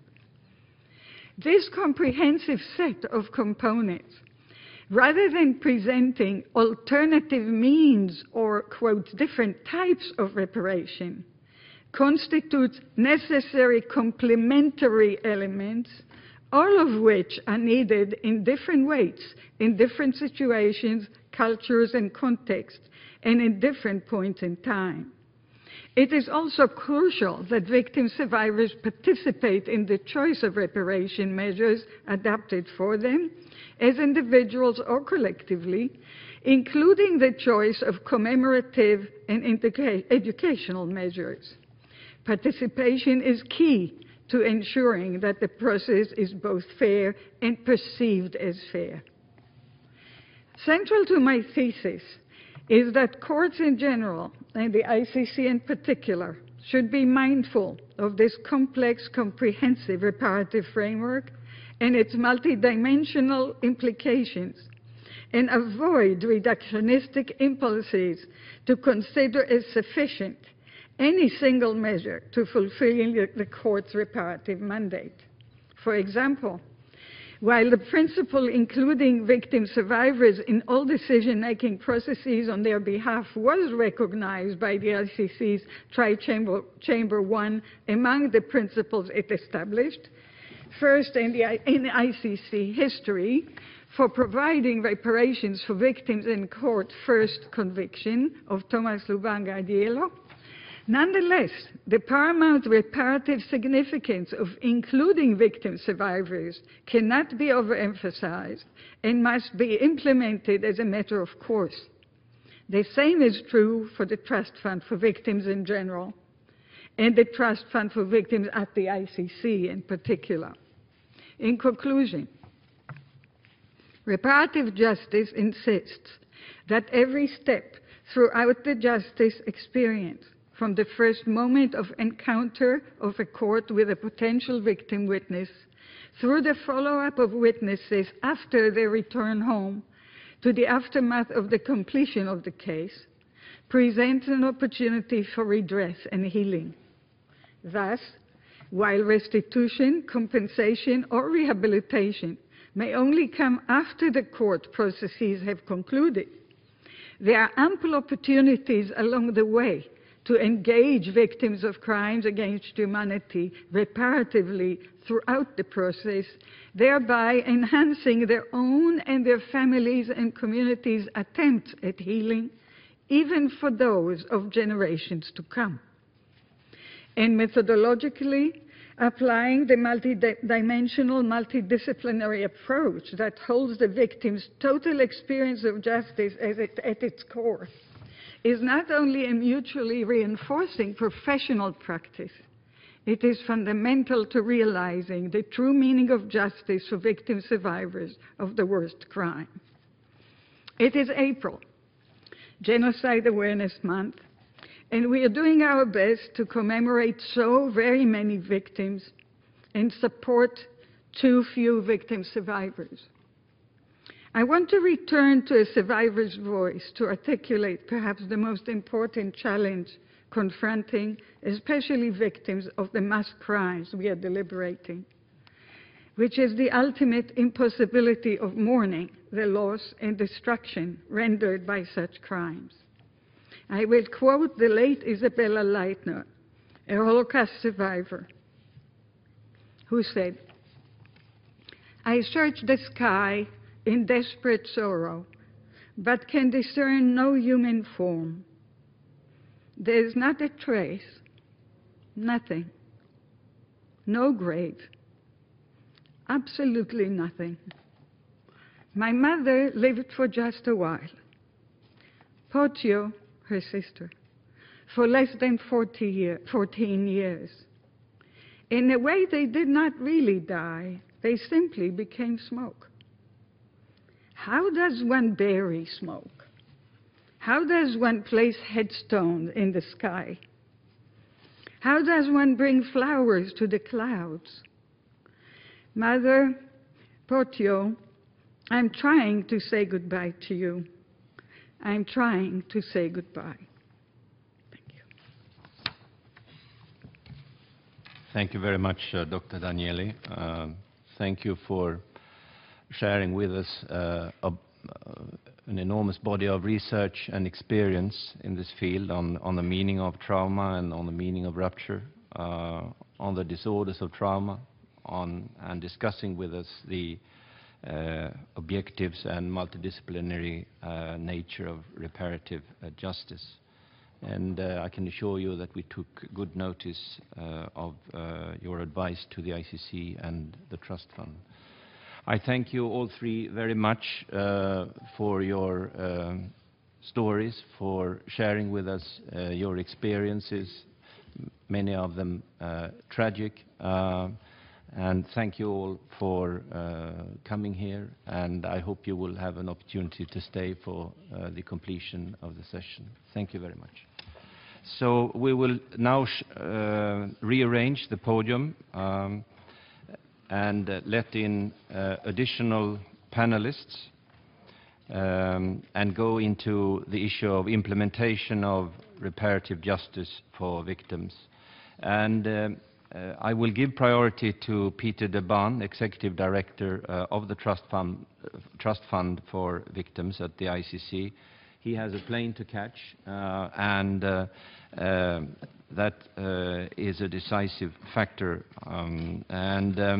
He is the Executive Director since 2010, reporting directly to the Fund's board, who in turn is elected by the Assembly of States Parties. Prior to joining the Trust Fund, he has worked extensively as a manager and advisor in the field of development, with long-term postings in Central Africa, the Middle East, Asia, and the Balkans. He has also worked in journalism and was a trial observer for Amnesty International at the early stages of the International Tribunal for the former Yugoslavia. President Song of the ICC recently said, quote, "There are no words to fully capture the immense importance that I attach to the role of the Trust Fund for Victims. Justice is not only about retribution. Justice must also be restorative and reparative." With those words, Peter, you have the floor. See how it works. Thank you. Yes. Yeah. Thank you very much, Ms. Ambassador, for this kind introduction. And it's a pleasure to be here. And it's only suitable, I think, from my perspective, that I follow the interventions, the personal testimonies of victims, and also the intervention of Dr. Danieli, on whose body of work the whole idea and notion of a trust fund for victims operating next to a court has been established. Thank you for your interest in the Trust Fund for Victims at the ICC at this first annual meeting of the Group of Friends of the ICC here in New York. I hope that by the end of today you may be considering yourselves to be friends of the Trust Fund for Victims as well. And allow me on behalf of the Board of Directors to applaud this initiative to organize an annual meeting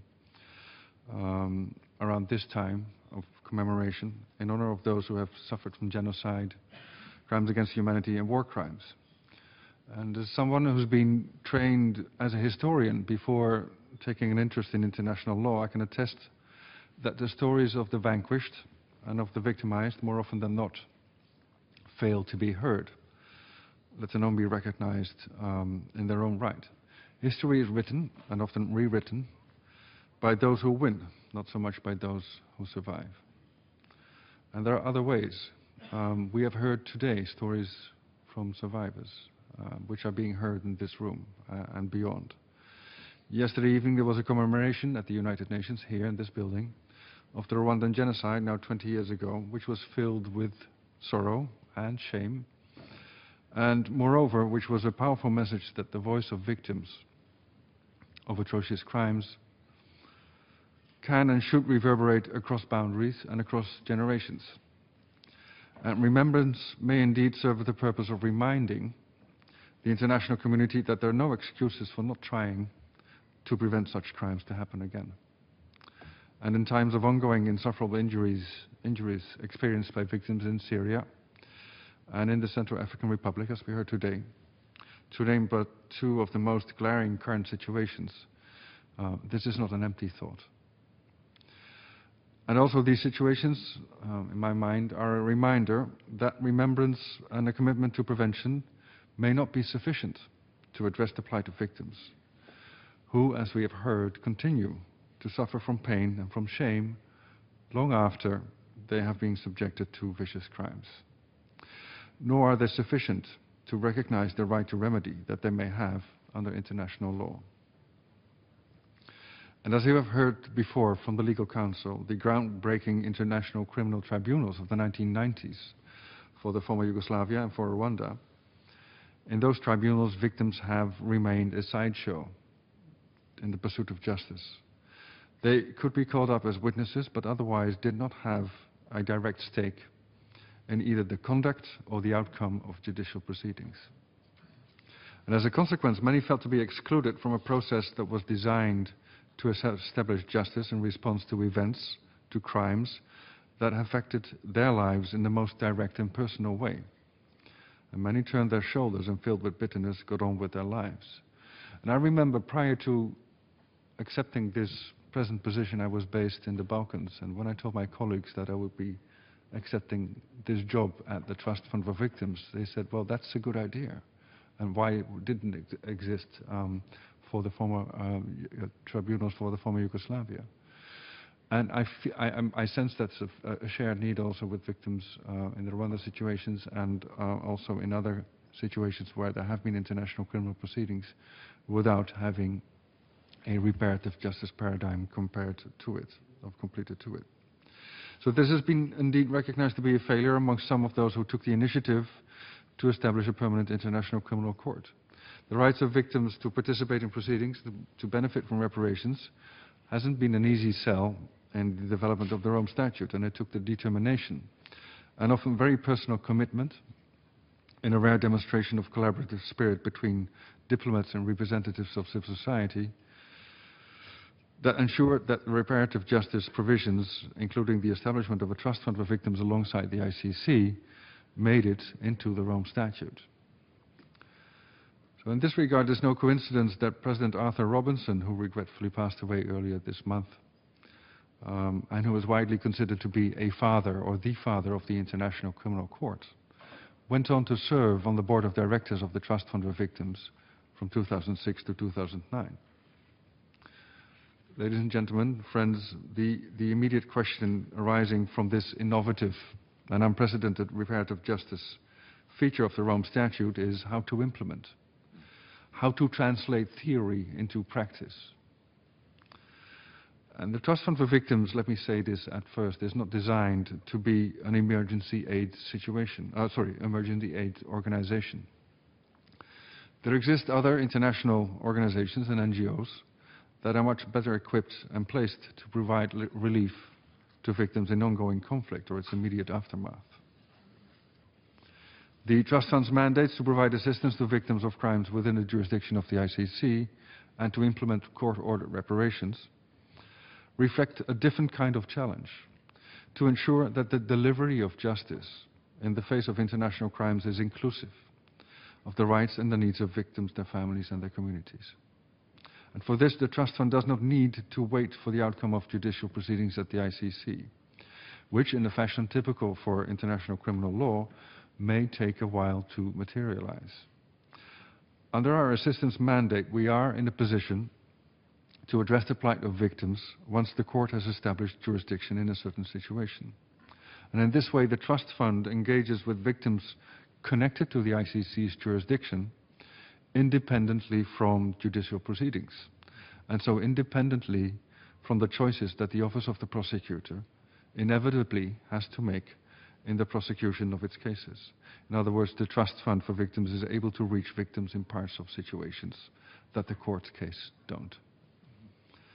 The modalities of the Trust Fund's assistance mandate to provide physical and psychological rehabilitation and material support are clearly rooted in the existing international provisions on remedy for victims, and as such, they embody by themselves the notion of reparative justice for victims already.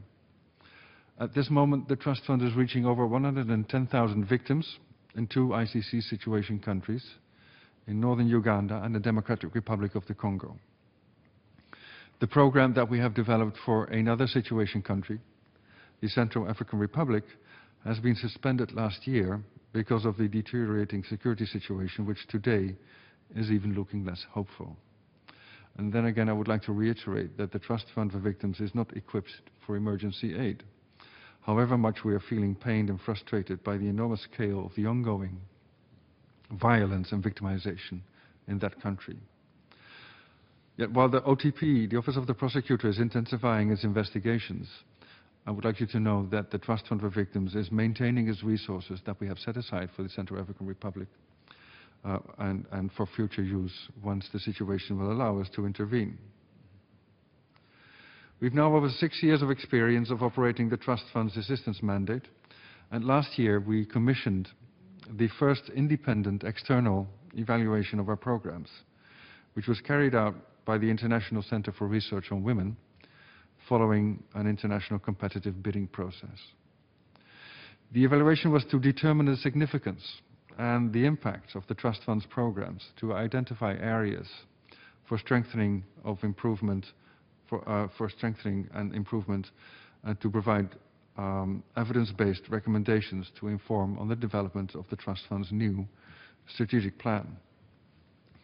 And to do this, the evaluators conducted in-depth field-based interviews with over 750 persons, not just in The Hague, but mostly based in those countries where we are working, including victim survivors, their families, our implementing partners, as well as our staff in the field and at headquarters.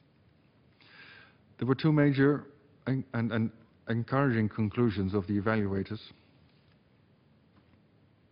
which I need to find back, which are that the Trust Fund for Victims is providing, indeed, a relevant response to the harm suffered by victim survivors, and in doing so has successfully achieved the translation of theory into practice by using integrated approaches, by working with community resources and promoting local ownership, and by investing in the capacity and institutional strengths of our implementing partners. The evaluators found that the Trust Fund's projects fill an important void in addressing needs that other civil society or governmental agencies are not addressing. The recommendations of the evaluators concern the need to further strengthen the inclusion of victim survivors in the design and implementation and monitoring of programs, and to explore the possibility of transitioning into a practice of multi-annual funding for implementing partners, and to finally harmonize the monitoring and evaluation standards that we are using between the strategic and operational levels. There's much more to be said about this evaluation report. There's not sufficient time today, and I would encourage you to go to the website of the Trust Fund where you can download a full copy of the report. But I can tell you that this was a very important cornerstone in the development process of our new strategic plan for the period 2014 and 2017. And the plan, which now consists in a draft form, builds on the strength of the previous plan, which was drafted in 2008, at the time when we were just about to start operations. And it was built on the first comprehensive risk management framework developed for the Trust Fund last year. And it was built on the insights that were gained from the first online stakeholder consultation that we carried out last year. And last month, the Board of Directors approved this draft version with a view to share it for review and comments with the Trust Fund's key external stakeholders, amongst which, obviously, the states parties. I'm very happy today to be here to present you the highlights of this plan, and, if possible, to exchange with you and ask any respond to any questions that you would like to ask. As with the previous plan, this plan captures the mandates of the Trust Fund to provide assistance and to implement reparations in one same vision and mission statement, in one same strategic approach and one set of goals, as both mandates are sides of the same coin of reparative justice. The vision of the Trust Fund for Victims, our dream that we all be striving for, is a world where the rights of individuals are fulfilled, and where survivors of the greatest human rights violations are empowered to live a life of hope, dignity and respect. The Trust Fund's mission, and this is where we may be held accountable as an organization, is to respond to the harm resulting from the crimes under the jurisdiction of the International Criminal Court by ensuring the rights of victims and their families through the provision of reparations and assistance. And you will note that this language is strongly rooted in the Rome Statute and in the Trust Fund's own legal framework. The key word which I would like to highlight in this mission statement is to respond. In our view, the success and credibility of the Trust Fund for Victims as the Rome Statute's key facility to deliver on the promise of reparative justice will be defined by the manner in which we are able to provide a meaningful and rights-based response to the harm suffered by victims, survivors, their families and their communities. And in developing the strategic goals of the Trust Fund for the next 4 years, we have developed explicitly a stakeholder perspective, since at the end of the day, the success of the Trust Fund will be determined by the actions and appreciations of victims and their families, of the states parties, the ICC, and also by our financial supporters. And maybe it goes without saying that the central stakeholders for the Trust Fund for Victims are the victims and their families, whom we aim for to overcome the harm that they have suffered, to lead a dignified life and contribute towards reconciliation and peace building in their communities. And in the operationalization of this strategic goal, the Trust Fund will pay attention to a number of cross-cutting issues, which include mainstreaming a gender perspective in all of our operations and paying particular attention to victims of sexual violence, male and female, to child victims, and to the importance of social inclusion, reconciliation and peace. And one important insight that we're taking forward in the next strategic plan, which resounds also with the presentation of Dr. Danieli just now, is that the notion of reparative justice should always be sensitive to its transformational dimension. You cannot give back to former child soldiers their lost childhood and education. You cannot restore victims of sexual violence to their previous lives, which may not have been so much qualified by dignity and respect to begin with. The process of overcoming harm and restoring dignity implies that the transformational is recognized to be an essential quality of reparative justice to be considered in all stages of implementation. to turn to the other goals that we have formulated in the plan, which are more of an institutional nature, and they can be viewed as being supporting strategies to the ultimate aim of overcoming the harm suffered by victims. In terms of achieving financial growth and sustainability for the funds, the aim is that public and private donors, as well as fines and forfeitures ordered by the court, provide the trust fund with sufficient resources to operate its assistance and reparations programs in ICC situations. And we see 4 pillars that sustain this resource development strategy. We're looking for strengthened and diversified support by states parties in the form of voluntary contributions. We're looking for an engagement with private institutional donors, which we are actually entering as a new strategy for fundraising. We're looking to see successful asset recovery and management. And this may not be within the direct sphere of influence of the trust fund. This is not something that we do. This is something that's done by the court. But we may advocate for this to be a very important strategy to be pursued both by the court and states parties.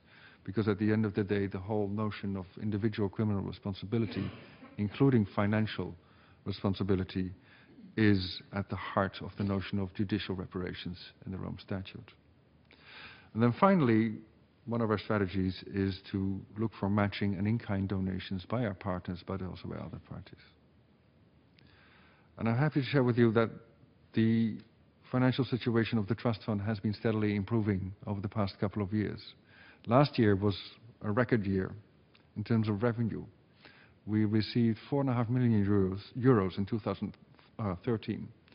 And in no small part, that was thanks also to a significant and actually landmark agreement that was signed between the government of Sweden, actually between the Swedish International Development Agency and the Trust Fund for Victims over 3 years with a total value of almost 4.5 million euros. And that indicates that it is indeed possible for states parties to engage with the Trust Fund for Victims based on policy considerations, based on a long-term understanding of the need for the Trust Fund to be predictable in its funding and to be sustainable in its funding. And this builds on a previous arrangement with the government of Finland over 4 years for 1 million euros. And it's building on more informal engagements, but no less significant, with the governments of the United Kingdom, Germany, and most recently also Japan. At this moment, the Trust Fund has a cash balance of over 8 million euros, which is the best balance that we have had so far. And it's important to note that of this balance of 8 million euros, 3.6 million are now being reserved for the purpose of complementing reparations orders. And that's an increase of 1 million compared to last year, or more than 1 million. Next to finance, it's important to look at advocacy, and the role of the Trust Fund for Victims and the strategic goal is to be a powerful advocate of the rights of victims and their families in the global justice system, but also in the humanitarian sector, through the provision of reparations ordered by the ICC and assistance. And then, last but not least, the Trust Fund's new plan highlights the need to work in a collaborative partnership with the ICC, with the International Criminal Court, and jointly to ensure good governance, accountability and transparency throughout its activities, while responding to requirements of our mandates. And for this, it's of a paramount importance that the states parties not only provide moral and political support to the Trust Fund for Victims, which at the end of the day is in their custodianship, but they would also ensure sufficient resources for the Trust Fund Secretariat to be able to fulfill its mandates. And this brings us to our ambition for the fund to create an effective organizational structure for the implementation of our mandates of reparative justice. The responsive capacity of the Trust Fund, the capacity of the Trust Fund for Victims to respond to situation needs to be ensured both in its organizational structure and in the systems that we have available. We have put into place a regional logic for our steering, working from offices in Kampala and in the future also Abidjan. And there where the situations are very complex, like for instance in the Democratic Republic of the Congo, we will ensure to have significant capacity in place there as well to oversee both the assistance and reparations mandates.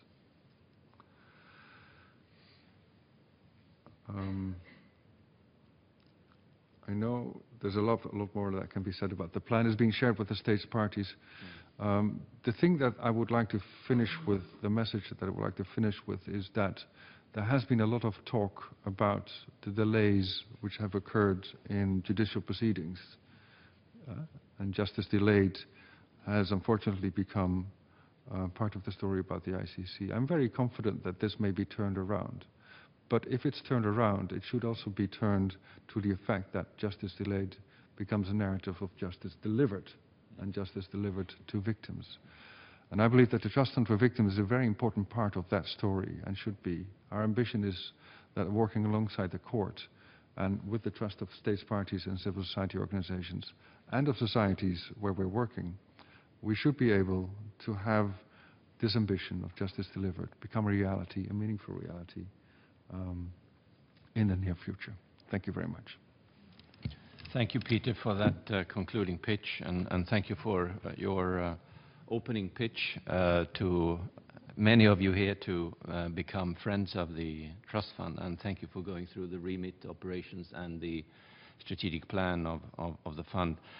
May we abuse you a little bit before you leave? I would throw the floor open for a specific question to Peter, if there is a specific question on the fund. You have, leaving it, I still have time. you still have time. So, well, then we go on with the other speakers. Next in line is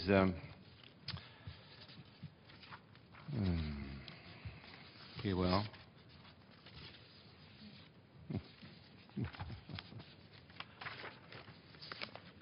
Next in line is Susanna Serkin, to my left. She's the Director of International Policy and Partnerships of Human Rights, a non-governmental organization that uses medicine and science to stop human rights violations. She was Deputy Director of Physicians for Human Rights and also worked with Amnesty International here in the US. Currently, she and her colleagues are leading a new effort of the policy and partnerships of human rights to train doctors, lawyers, law enforcement and judges to respond to sexual violence in conflict zones, initially working in the Democratic Republic of the Congo, Kenya and Uganda. Susanna, you have the floor. Thank you so much.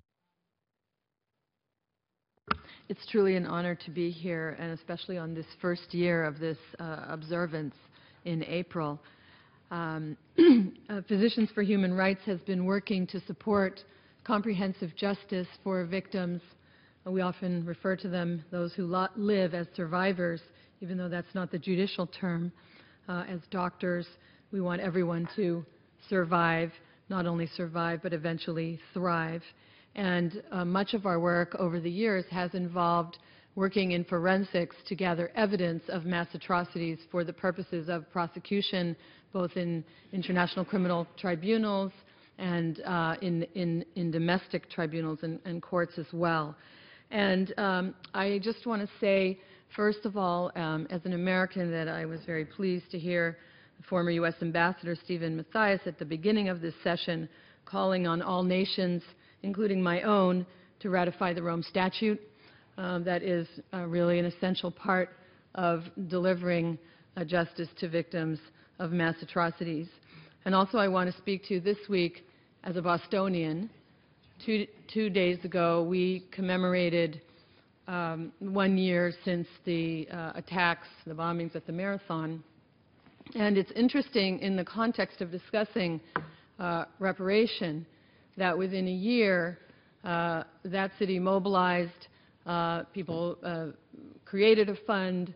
There were hundreds who were injured, many amputees, 4 dead, and within a year, it may not have been perfect, but a variety of restorative and compensatory measures have been implemented such that the city and individual victims, I can say, do feel a sense that comprehensive justice, including the acknowledgement and memorial that is going on this very week, has occurred.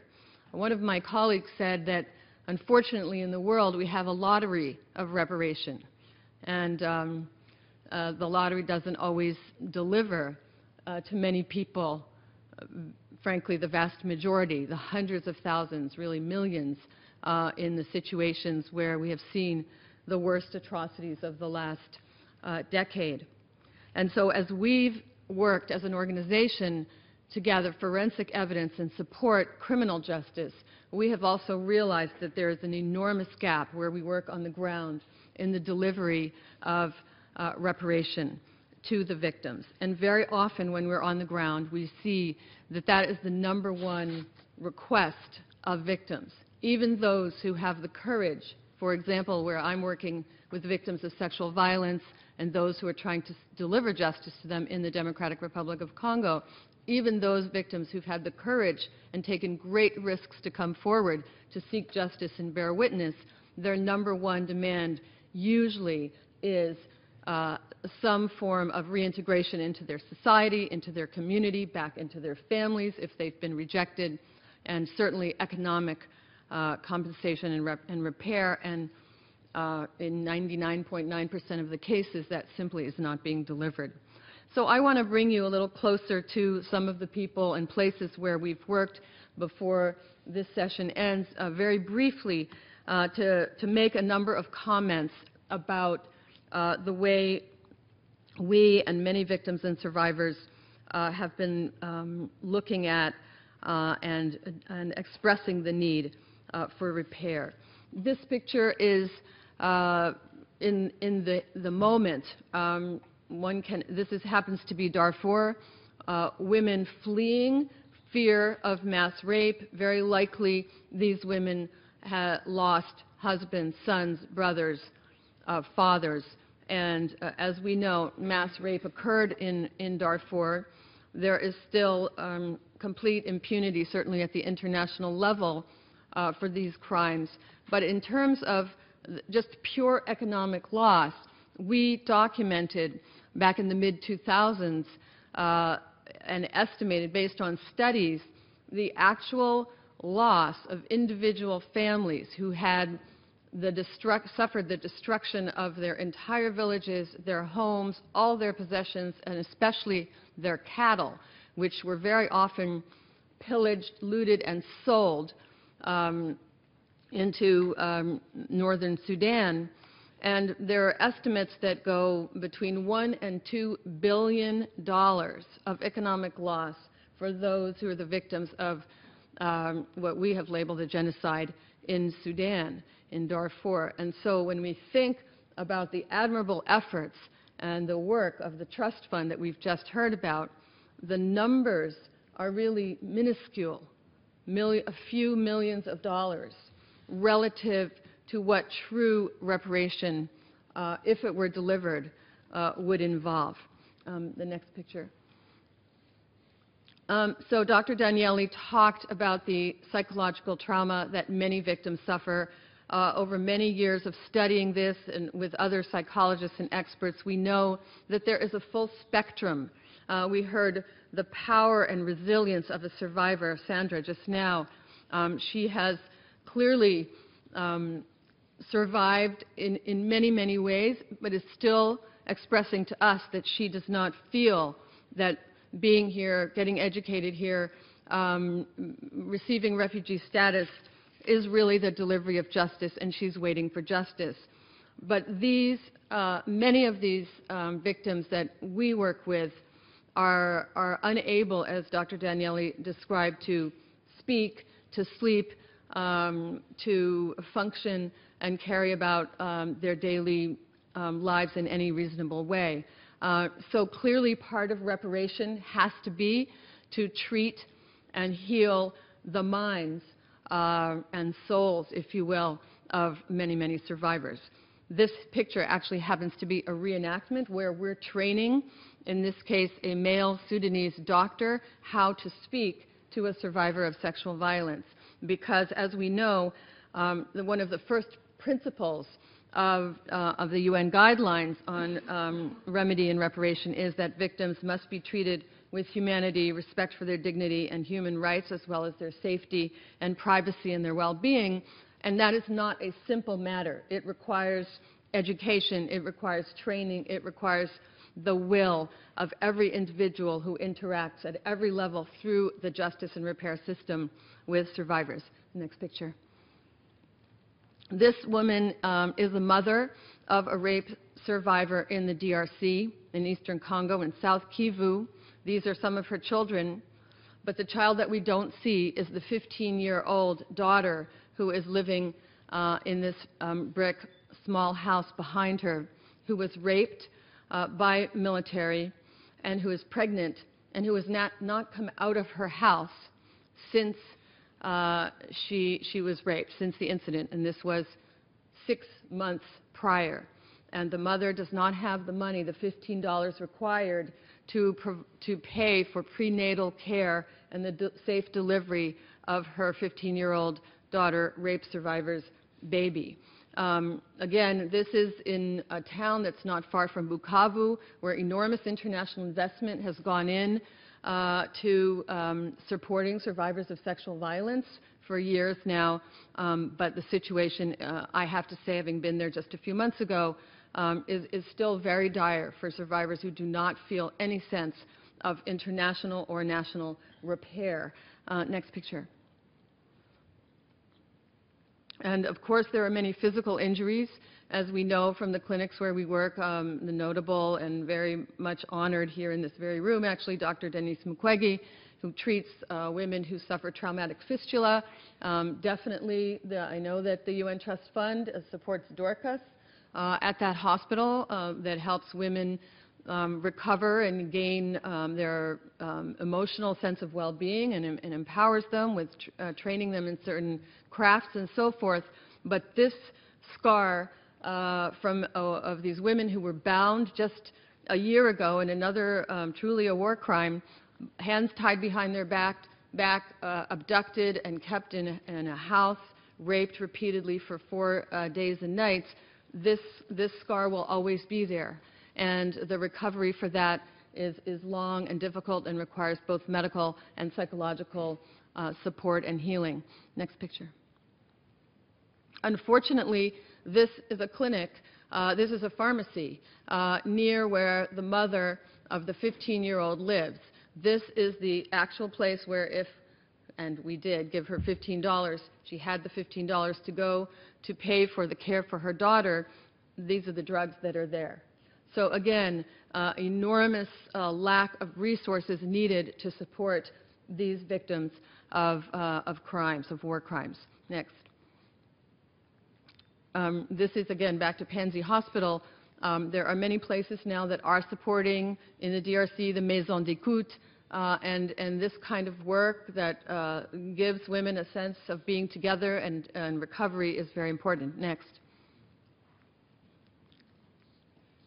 But one of the biggest obstacles we find, both in access to justice and in getting medical care after trauma and war crimes, violations that do deserve repair, is the lack of infrastructure, lack of communication. This is the road right outside of Panzi Hospital. It's 8 kilometers from Bukavu. It should take 15 minutes to get there, but very often it takes 2 to 3 hours because the roads and basic infrastructure, especially after rains, are so difficult to pass.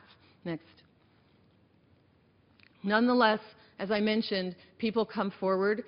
29 women came to a mobile court here in the DRC to bear witness in a prosecution of, in this case, FDLR, who had attacked their village and had raped many women. And these women testified in a prosecution in a mobile court. This is right outside a mobile court a couple of years ago. When I went to talk to these women, all of them said that out of the court process, they were hoping that they would get economic recovery. And they would not, and they did not. And that is because even in the domestic courts where judicial reparation is awarded by judges in the DRC, there has not been any case that we're aware of where reparation has been delivered. And the obstacles, the legal obstacles to getting reparation in the domestic courts, which are meant to be a form of, to complement what the ICC is doing, are simply not working at all. And it's truly a crisis and something that I think the international community needs to address. Next.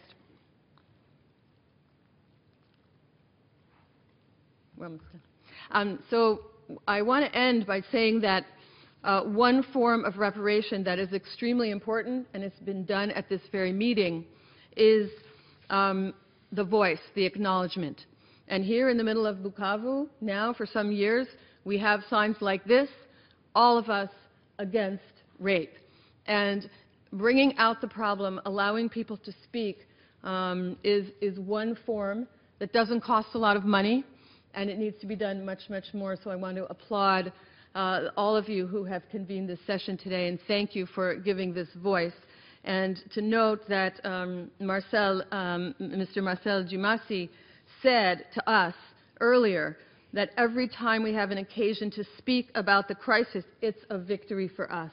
At a minimum, we have to continue to give the floor, the voice to the victims as we go along the long challenge of truly raising the funds and delivering the kinds of funds and forms of reparation in a comprehensive way that all of these victims deserve.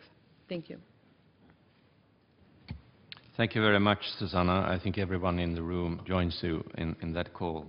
Thank you for also giving us a field perspective of the issue of repair and giving us a perspective of the real economic dimensions of it and the lack of resources that there are around for victims.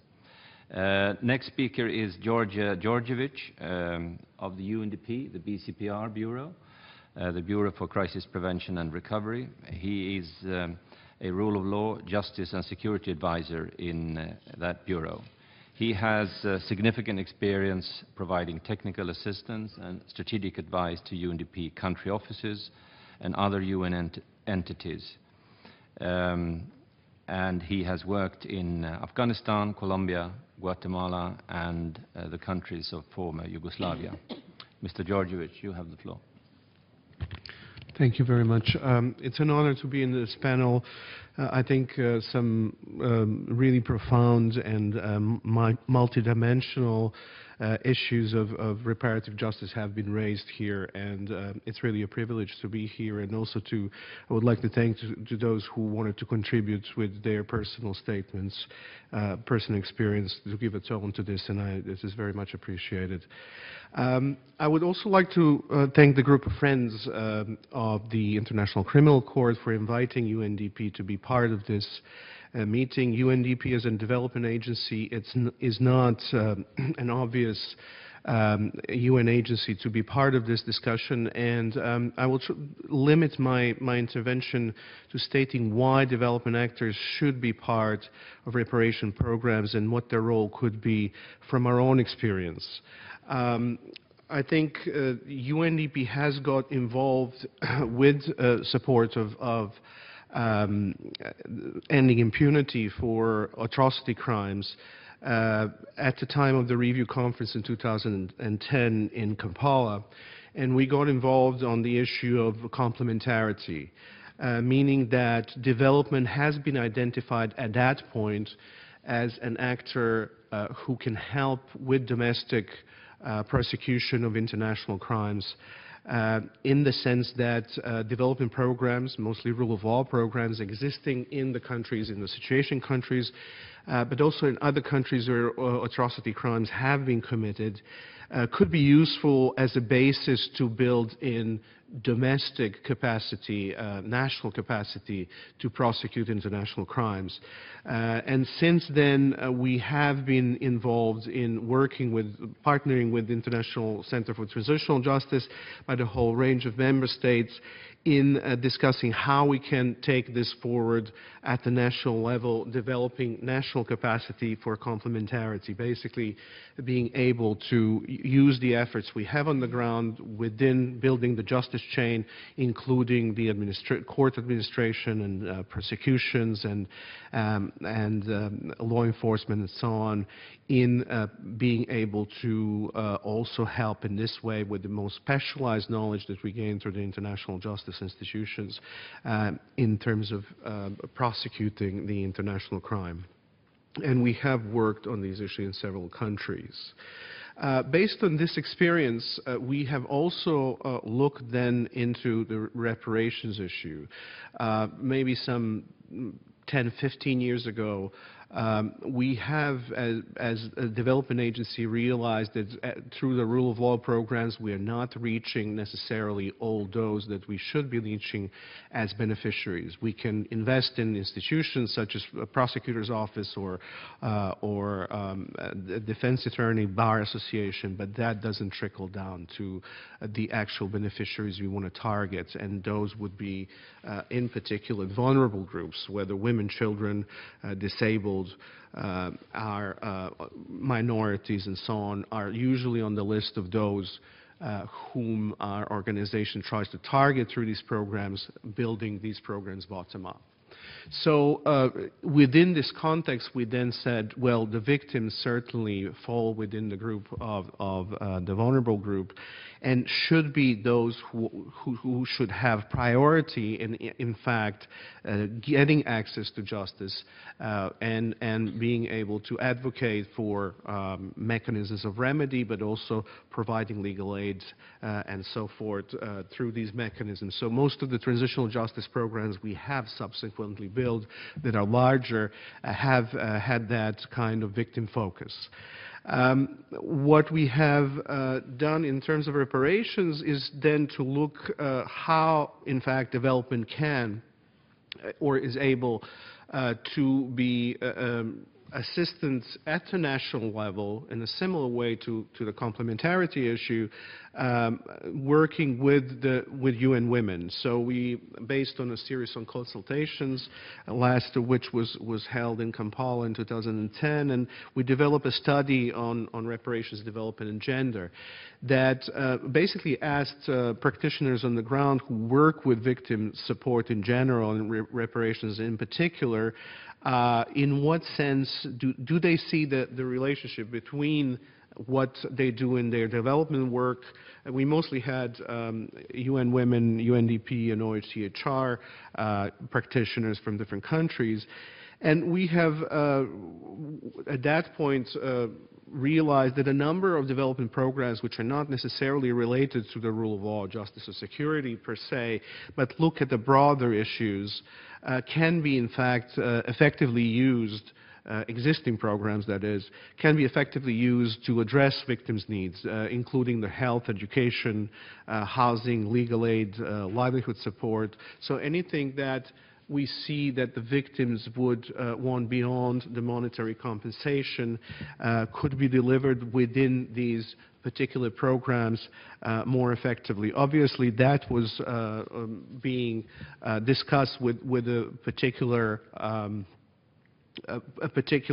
stipulation that reparation can in no way be equated with targeted development assistance, and that the recognition, as been said here, is an essential part, and the symbolic reparations are essential for any kind of reparative justice effort. So in this regard, the idea was also that the reparations programs could be and should be part of the broader development of national development plans. We have poverty reduction strategy papers that would have, for example, SSR in it, but would not have reparations and would not have victim support in these programs. Also, other tools, some of them are UN, some of them are national tools, could and should incorporate reparations as part of of the recovery process in the post-conflict situations. Similarly, resources that are put into the reparations efforts could then be put in this regard and in a particular way towards these programs in terms of supporting them. Just to perhaps at the end to state a couple of countries in which we have been working on the reparations, Colombia and Guatemala, presently Peru with symbolic reparations. In Bosnia we work on national strategy for transitional justice, which central piece is reparations. We also work in Brčko on developing memorials, as we have basically found out from the survey of the victims, but also broader public in Bosnia, that symbolic reparations is one of the issues that they find as one of the most pressing ones within this context. We are planning to work with UN Women and in Nepal and Uganda. Uganda obviously just had passed a legislation for the victims of the LRA. And this is a country where UN Women has a long-standing engagement as well with as UNDP. So I think the bottom line is what we see being is that too few victims really receive particular assistance or a reparative justice in some ways, and that engagement of development actors should help that. Or to put it in Sandra's way, we need more people who ask what happened as a first step to fulfilling the rights of the victims. Thank you very much, Mr. Georgievich, for taking us through the complementarity aspects, for pointing out the priority of victims in some of the transitional justice programs that you are running, and for bringing to us the idea that many of the existing programs could apply to victims as well. One may even ask whether one could not potentially even sort of mainstream the interests of victims into the whole array of development programs. Thank you for that. This will not be the interactive session that we had planned for. That happens in the best of families, particularly in the UN family. It starts by meetings starting late, and it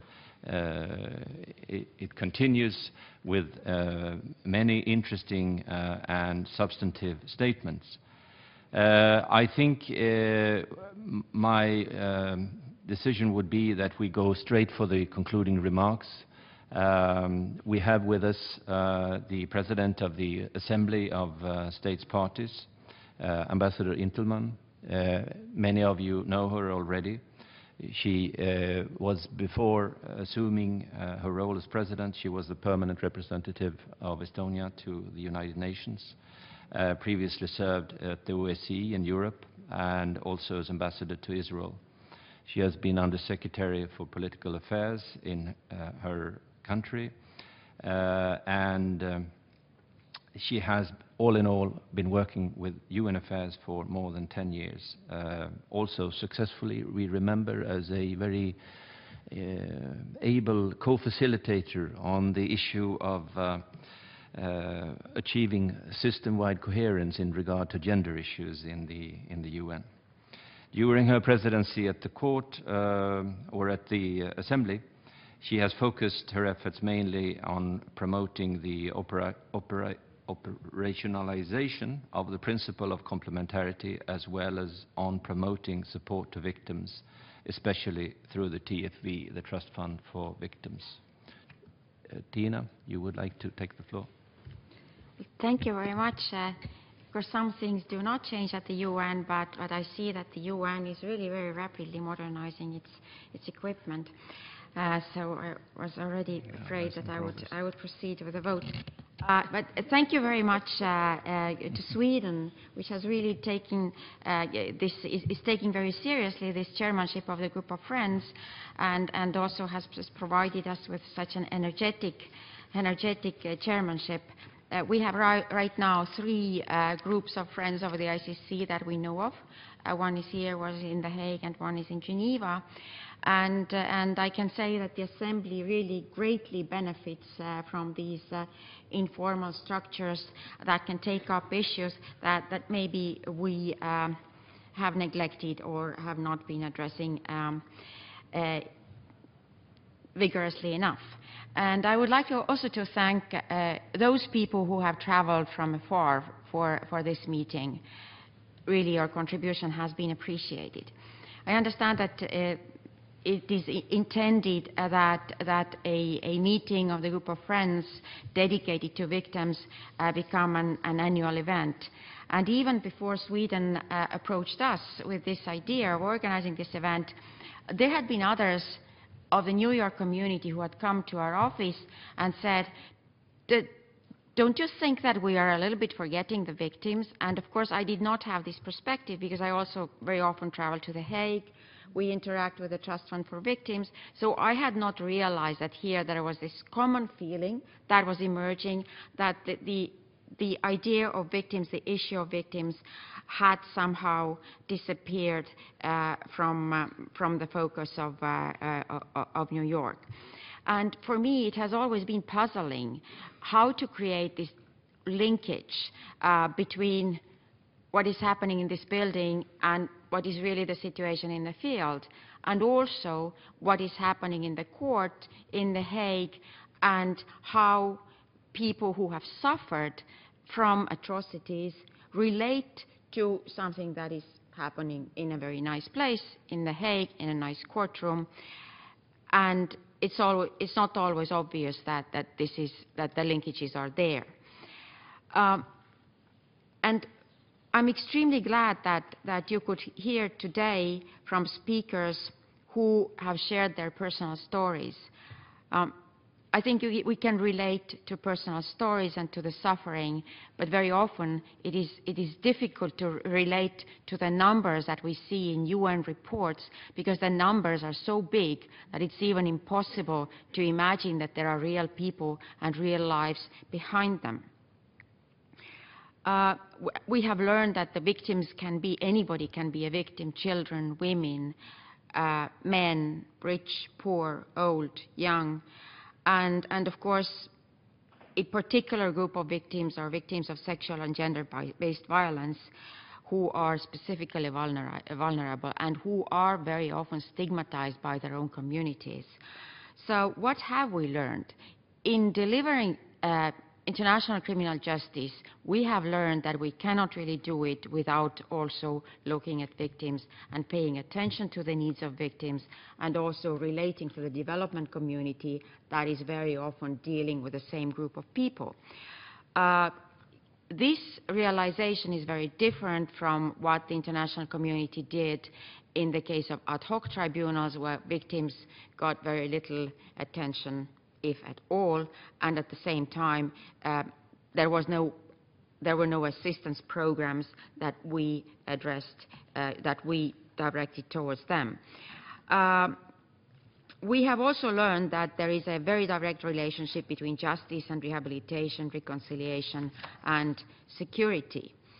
In the ICC, victims can participate in proceedings, not all of them, but there are very concrete modalities for their application. And of course, you have heard from Peter de Baan about the activities of the Trust Fund for Victims, which is doing a great work in the field. Some of you probably, or maybe, were able to visit some of these programs if you were a participant in the Kampala Review Conference. Some people were lucky enough to travel to DRC to see victims and to the north of Uganda. I was lucky enough to have been invited to visit some of the programs a few months ago.